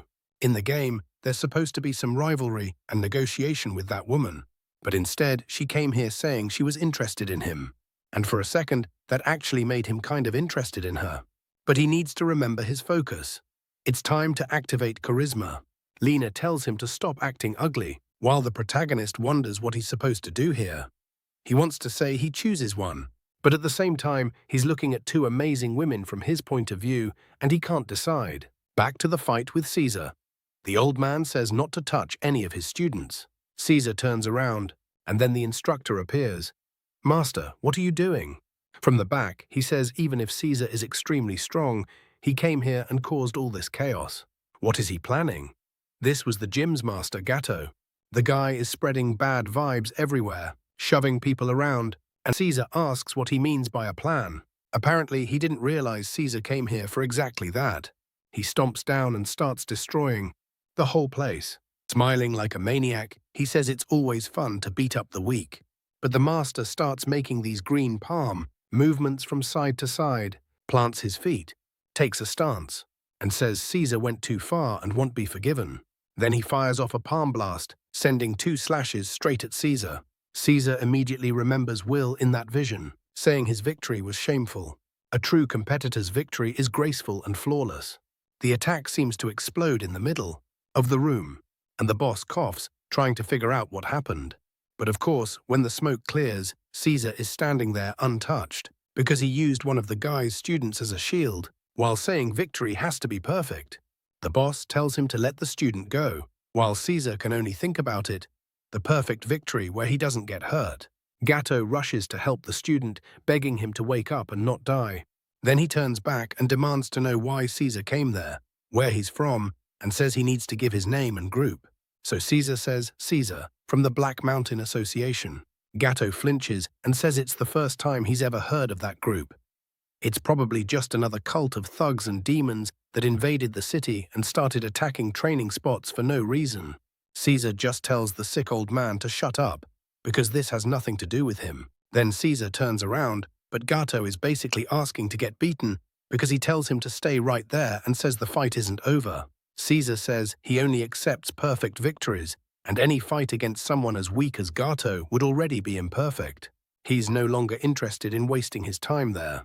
That was the ultimate disrespect. The boss is shaking all over, but he at least works up the nerve to ask if that means Caesar is leaving. And Caesar says, "No, when did I ever say that?" Everyone is like, "What do you mean? You literally said it 2 seconds ago." Caesar explains that no, from now on he's the owner of this place. That's what he meant. Gatto, poor guy, tries to resist, saying it'll only happen over his dead body. Then he sends every member of the academy to attack. Meanwhile, over at Tamas' residence, Lena is furious, saying the boss clearly has way too big of a heart. He says he's really grateful to have someone as kind as her around, but the system window is basically sitting there saying she wants to kill him. Then she starts chewing him out, asking why he acted like an idiot. Apparently, he's never been with a woman in his life. Will says she's the one who can't see how much experience he has. Cled, for example, must recognize the kid's talent and see how capable he is. Lena says she disagrees. He's probably at 0. Then the protagonist asks whether she was interested in him or not. Lena says she really is cruel, but it's true, he's kind of weird. Favorability with both of them drops to 1, and he's fuming. Back at the dojo, Caesar has to beat up all the students. And obviously, he doesn't go easy on anyone. The floor explodes. The sign outside shakes. Everything breaks. And now the only thing left is the master being choked out. A notification says Caesar defeated Gatto, the academy master, and as a reward for his cruelty, he gains bonus experience. His notoriety rises by 100, and because of that, the notoriety of the whole organization rises by 50.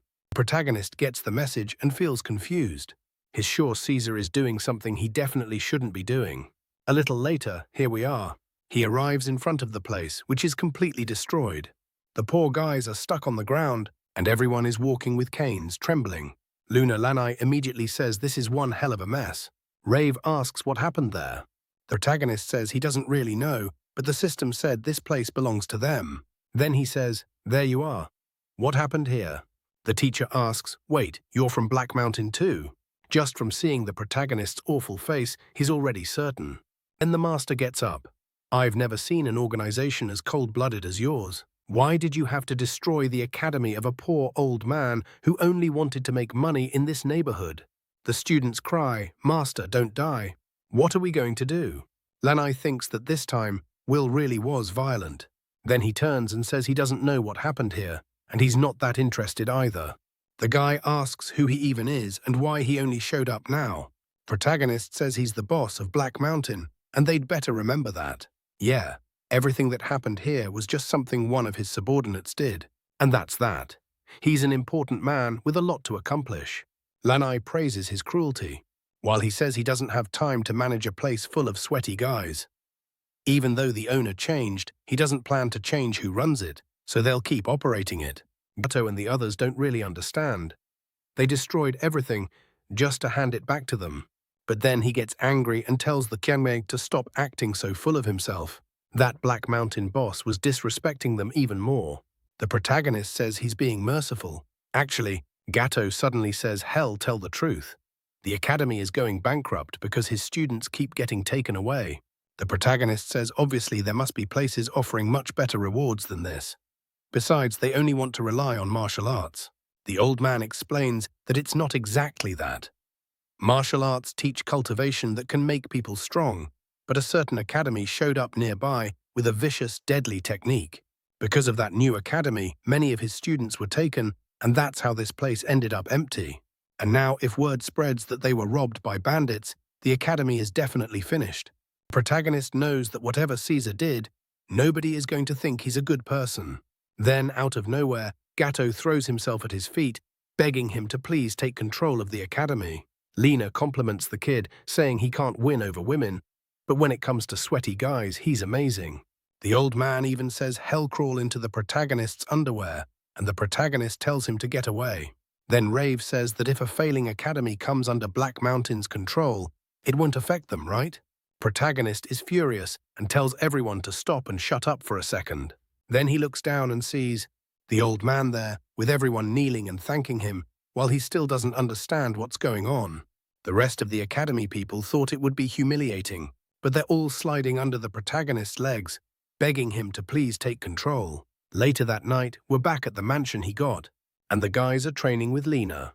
At that moment, Will only wants to know where Caesar went. Lena is enjoying the training while someone says, well, Caesar destroyed our place and managed to take control. When he was leaving, he said he was thirsty and wanted the perfect fight. So to help the new teammate, he suggested they go to Chinghak Academy. Will is sure there's something behind that. In his memory, he activates the boss detection skill. He flinches and tells Lena, and now, at Chinghak Academy, was Caesar in danger? Could it be? No, probably not. The scene switches to the center of Labyrinth City. Some people are calmly practicing swordsmanship. It's Chinghak Academy. And in the middle is Master Chinghak. A guy introduces himself as Varden and says he's there to become the new instructor. The leader says he already knows, so there's no need for all the fuss. Then the guy says the problem has already been solved too. They didn't know there was a master that powerful. Chinghak turns and says it's strange that they're calling him master. To him, that was nothing but some half-baked little bandit. Varden starts commenting on the talent, but Chinghak slaps him across the face, saying he's still as pathetic as ever. That attitude is what brought disaster to his association. Exactly what you'd expect from useless concubine trash. Varden apologizes again and says he'll report one last detail. Besides that person, another mysterious human attacked the academy. He beat up most of the trainees, everyone is injured, and the strangest part is that he seemed to be using Beck techniques, the same ones taught at Gatos Academy. Chinghak says it's unbelievable that legacy is still being preserved, which is perfect, because now he finally has an excuse to get rid of that person. He walks out, saying he'll give his friend one last chance for the concubine's son not to disappoint him. The guy clearly isn't happy, but he stutters that it's fine. The scene cuts to Caesar tied to a post. For someone who wanted a perfect victory, it looks like he didn't get a victory at all. The others stare in shock, asking if it's true. Caesar looks like a maniac. They already found out he's the one who killed Tama from the east. If it's really him, he must be the person the guilds are searching for. Another red-haired guy says no way. If he was that strong, how did they capture him so easily? Nobody in this academy could stand up to Tama except the master. Caesar immediately says if that's true, then he's already disappointed. They tell him to shut up, saying he's a prisoner. Then they ask what happened to the child who was walking beside Tama. Caesar says it's pretty obvious. He remembers the kid telling the protagonist, "Boss, can I go to the bathroom? I need to pee." But the protagonist tells him to get back to work, like he'd ever let him take breaks like that. Caesar says the kid was obviously tortured with inhuman things. They get furious and demand to know what he did to the young child. They don't show even the bare minimum of mercy to a prisoner. He deserves to die right there. They rush him, yelling for him to die, but Caesar smiles and says he's far too impatient. Then Lena appears and attacks from below, snapping the guy's sword and landing. A kick right in the groin. The two of them burst out laughing. Then she turns and asks why he's laughing. He didn't do anything. He says it's been a long time since he's seen the her. He thought she'd be useful for dealing with these people. Is she feeling like it's time to obey him? She says it's funny. They meet again for 1 second, and he already proves he's exactly the same. But what's that muscle-wasting idiot doing there, getting captured like a moron? What was he trying to do? He says he's searching for the perfect fight. Lena says he must mean he doesn't want to take any damage. If that's the case, he should look at her body. She's been in countless fights and still doesn't have a scratch. Besides, what's he going to learn in a place like this? You can't get stronger by fighting weak people. Anyway, it just proves how stupid he is for coming to a place full of sweaty guys. He gets angry because she's so confident. She tells him to calm down a little.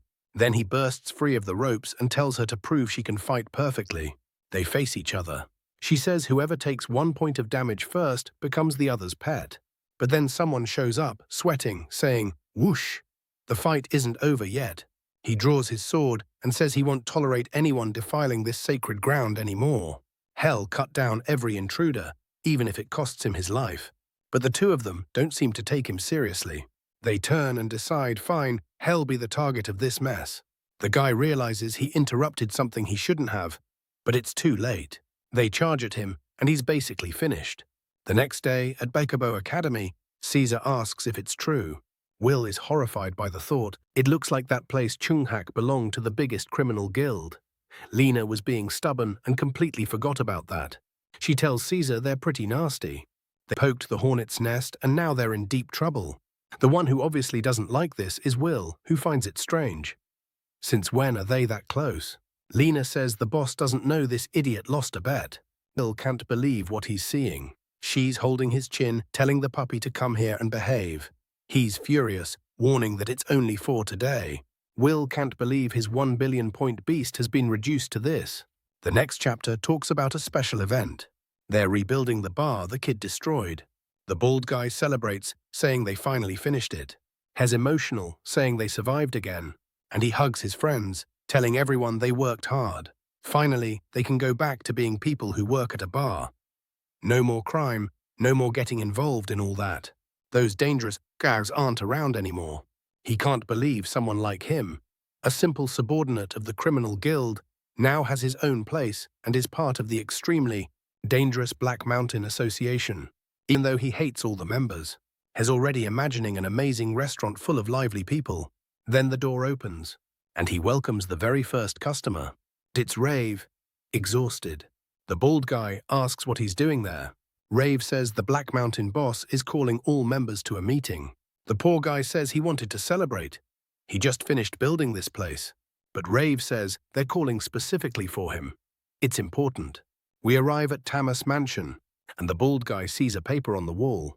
To the restaurant owner, destroy this entire place and rebuild it. Leave everything spotless. It must be done before he returns from a certain important mission. Everyone stands around saying, "Boss, there are traps everywhere. This is dangerous." And all he can think is, why is he being treated like a construction worker? Then the scene switches to Lena, still holding Caesar by the chin. Suddenly, the protagonist gets a warning about an invasion. Smoke starts pouring out from the doorway, and someone tells the master this energy can only be what he thinks it is. Outside, it's Chimkak. Gato goes over and asks what he's doing there. Chimkak says it's been a long time since he's seen his fourth brother, and Gato should know exactly why he came alone. Today, Gato isn't leaving alive, even if there are 10 people there. Chimkak says it's ridiculous that someone who's supposed to walk the path of martial arts is secretly getting mixed up with a bunch of thugs. Duran is already furious and wants to hit this guy, while Gato says yes, he admits it. It's shameful. But he doesn't have much time left in this world anyway. You can't cling to pride forever, but at least he didn't sink to Changhak's level. Someone who stole the master's book and altered the techniques just so he could claim he had his own style. Even worse, he did it while working as a spy for the criminal guild. Changhak tells him to shut up, saying that Master deserved it for refusing to pass the book down to anyone. That place was doomed to die out anyway. Gato tells him to stop lying. The Master only refused to pass the book to him, Changhak, because that was involved with drugs, women, and non-stop chaos. They start trading insults, dragging up every dirty secret from the past, while the protagonist's group stands there wondering what drama they just got dragged into out of nowhere. After all that talking, that's enough. It's time to fight. Changhak rushes in with a purple barrage. Gato looks shaken, but he brings up his green line technique and manages to form a defensive move that redirects the attack off to the side. Changhak says it's honestly embarrassing that Gato's martial arts are still at this level. The master tells him to stop talking, and Changhak starts moving his arm again, forming another purple technique. The protagonist looks interested and tells Lena this fight is weirdly entertaining. Caesar is furious because he wanted to be part of something like this. The police show up, saying the city's security is going crazy and PvP is forbidden in this area. But there's so much smoke that they can't see anything. Then, in the middle of it, Changhak appears, staring them down. They recognize him immediately, and they also recognize the monster far in the back. He warns them this is a dangerous situation. Two heads of criminal organizations are involved in the same incident. He tells the soldiers to just watch for now, because if they jump in, they'll be the ones who die. Meanwhile, the city hears there's going to be PvP, and people are already selling popcorn. Caesar stays hyped, saying he wants to see the old man's potential. The police start organizing to protect civilians, and the protagonist realizes this is getting much bigger than it should. With this many spectators, Black Mountain's reputation is on the line. But Gato is the one fighting. The old man got beaten up by Caesar yesterday, so how is he supposed to win this? They needed people not to connect this to Black Mountain. But Caesar yells to everyone, telling them to gather around and watch a Black Mountain fight that will go down in history. The boss looks confused, and the protagonist wants to know why that idiot had to open his mouth. Now the whole city is watching, including the police, and everyone is confused. Lena says the atmosphere just got worse. The protagonist feels the tension, and now everyone is shouting that this fight is going to be insane. Lena tells the boss they're going to draw a lot of attention, and he answers that wasn't the goal. The police keep saying the citizens are getting worked up, while Changhak says they both want to see how this ends. Gato looks like he's shaking more than anything, but he says it's fine. Today, this gets decided, and Hell attack first. He prepares to use the opening of Baik Bakwan and goes in with a strike to the shoulder of Gallant Devotion. Changhak stares at him and vanishes into a shadow. Someone immediately wonders what kind of magic that was. That's what the smoke covering the whole area was for. He can't sense Changhak's presence, and right then, Changhak appears behind him. The protagonist yells, "Gato, behind you!" But Gato blocks, though he's already coughing as age catches up with him. People around the city start saying this is embarrassing. What kind of filthy fight is this? What team is this guy even on? What a disgrace. The protagonist realizes the team's morale is falling apart. He says, "Caesar, are you seeing this?" Caesar asks, "Seeing what?" Then, when he looks closely, he sees a strange smoke coming off Godho's arm. Godho turns and demands to know what Changhak did to their martial arts. Changhak says the arts they used back then didn't suit his goals. The master's narrow-mindedness kept him chained to useless traditions. Godho says Changhak has no idea what he's done. Turning their martial art into a killing technique like this is absurd. Changhak turns and says what he found is limitless power. And instead of explaining, he'll show how this new power is different. He activates a pressure point technique, and the spot he hit on Gato explodes. The protagonist shouts that their reputation is being destroyed, while the whole city cheers. But the old man endures it. Before he can say anything about the technique, Changhak is right there again, saying it's not over. He lands a clean hit right in the middle of the spine, and the protagonist flinches hard. Suju, though, is enjoying it, saying, "Now I get it, boss. A perfect fight is harder than I thought." Lena says she could have dodged it, while the protagonist doesn't understand why they're even worrying about this. Caesar, on the other hand, is impatient for this guy to lose so he can finally get his own fight. The protagonist is furious. If Gato loses, the team's reputation is finished. Gato is spitting blood, and Changhak says his body is finished. He doesn't have much time left. So why did he get involved with Black Mountain and lure Changhak here just to die like this in the end? Gato says there's no way in hell this is how it ends. Changhak says what Gato wants doesn't matter. His day has come. Then Gato stands up and says it's incredible how persistent fate can be. Changhak doesn't understand. Gato simply tells him to give it everything he's got. Everyone thinks he's about to activate some power and blow up. Then a student runs in and tells the master not to do it. Gato starts activating a technique that even Changhak is shocked by, something he never even saw in the Master's book. The way he's concentrating energy means it has to be a wave-type technique. If that's the case, Changhak needs to stop the casting, so he moves in. As Changhak approaches, Gato thanks him for coming so close. Yeah, this was mutual destruction. Law of Baikubo detonates everything. The student calls out to the master. The police can see anything. People keep eating popcorn while Caesar celebrates. Wildo wants to know what will be left of their reputation in the city. When the smoke clears, the chapter ends. The whole city is watching, and the police are tense, waiting for the answer. In the next cut, someone pushes the smoke aside. Changhak stands there, saying it's pathetic. That attack might draw attention, but it was useless. He points at Caesar and asks if he's next. The master's student shouts that, as the best disciple, hell honor the fight now. He won't. Then he gets hit in the back of the neck. Caesar says there's no way they're stealing his fight again. Changhak looks at him and says he recognizes him. Isn't he the thug who attacked their base that day? He's about to ask how Caesar escaped when Lena strokes her chin and says she saved him. Then she reveals she's kind of disappointed to learn the criminal guild she used to work for has people as weak as Changhak. She invaded expecting it to be difficult, but everyone there was ridiculously weak. It wasn't much different from the first bar they robbed and wiped out. Changhak is furious, and the protagonist tells her to stop saying they robbed everyone, but is nervous that a certain event is about to trigger. So he calls out to Changhak and says he's Will, the boss of the Black Mountain Association.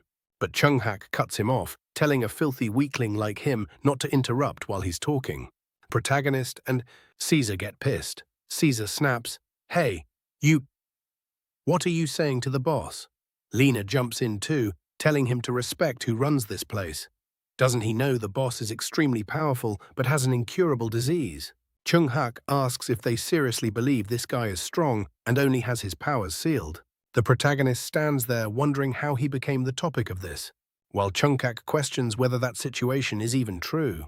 The protagonist realizes these idiots are dragging all the attention onto them. Then Changhak says fine, at this rate the discussion is over. Since their boss is so weak, from now on, Changhak's group declares war on every Black Mountain territory. Of course, Caesar and Lena thank him, saying that's exactly what they wanted. A gang war. The whole city cheers. While the police realize things are about to get even more chaotic. The event the protagonist didn't want happens. With Gato dead and to protect the team's reputation, Hell have to win this gang war. At least from now on, while the event is active, criminal acts won't be punished as harshly, and whichever team wins will be considered the new monarch of the city's underworld. Back at the bar on opening day, the protagonist asks Caesar, who started this whole mess they got dragged into. Caesar says, obviously it was him chasing the perfect fight, just like the master ordered. The protagonist says it's ridiculous to do all this over something like that. A perfect fight is just dodging an attack. There's nothing special about it. But Caesar says no. When he watched Changhak fight, he understood the true essence of the perfect fight. The moment he took that desperate attack, he didn't even react. He just stood there. If they wanted to call themselves winners, they had to finish that guy the same way. The protagonist is furious. Caesar keeps making things harder just because he likes fighting. Sometimes the protagonist thinks it was a good idea, but maybe he really just got unlucky. It's all because of the points he spent on this guy that his life keeps getting more complicated, and now there's no way out. Once again, he's in an Alorna-thing situation, so he tells Lena he has something to handle, and she'd better keep things under control and not do anything stupid while he's gone. He disconnects from the labyrinth and logs out. He thought he was trapped, but he's just lying in bed, completely fine. He gets up exhausted, saying there are 10 days before the war starts. In real life, that's one full day, so for now, he's going to relax. How many days have you been in that game? The blonde guy asks. He says that for a gamer who makes as much money as he does, today he looks starving, like he hasn't eaten. The protagonist doesn't answer and starts crying. The blonde guy says he understands. Everyone has been talking about the labyrinth lately. It seems that since the game started, some criminals have been ruining the experience for all the players. Some people are saying the game's dev team basically gave up, like it's abandoned, because they aren't doing anything. Then he asks if his friend is really in the new game. He was one of the strongest in version 1, so he must have tons of points. As crazy as it sounds, he must really love the game if he restarted in the new version. The protagonist ignores all that and asks what this is about the admin team giving up on the game. The blonde sits down and says that's what people are saying. All he can tell the protagonist is that since he has experience running Rodrigo Eldrigo, the game is in his hands. He has to be the positive influence that pushes everyone in the right direction. Then we see the protagonist, ranked 97 in Labyrinth City, and orphanage director was the kids' class. The protagonist says humans can be limitless when they have to be. Basically, he becomes the biohack king and starts taking a bunch of energy meds, then goes into VR. It doesn't look like the solution to becoming immortal, but fine. Still, apparently that's how he became the legendary Rodrigo Eldrigo, who dominated everything solo. But right now, he has a problem that can only be solved in real life. Heck is walking through the city, saying a lot has changed. There's no way the kid spent 15 years in VR, and it looks like that blonde friend is one of the people involved in developing the game, which is why he can trust him when he says they're abandoning everyone and letting them do whatever they want. They know this game makes a ton of money, so there must be another reason behind it. And since his friend looks sad, it probably has to do with new players not enjoying the game. It's a shame this might have a direct connection to Caesar.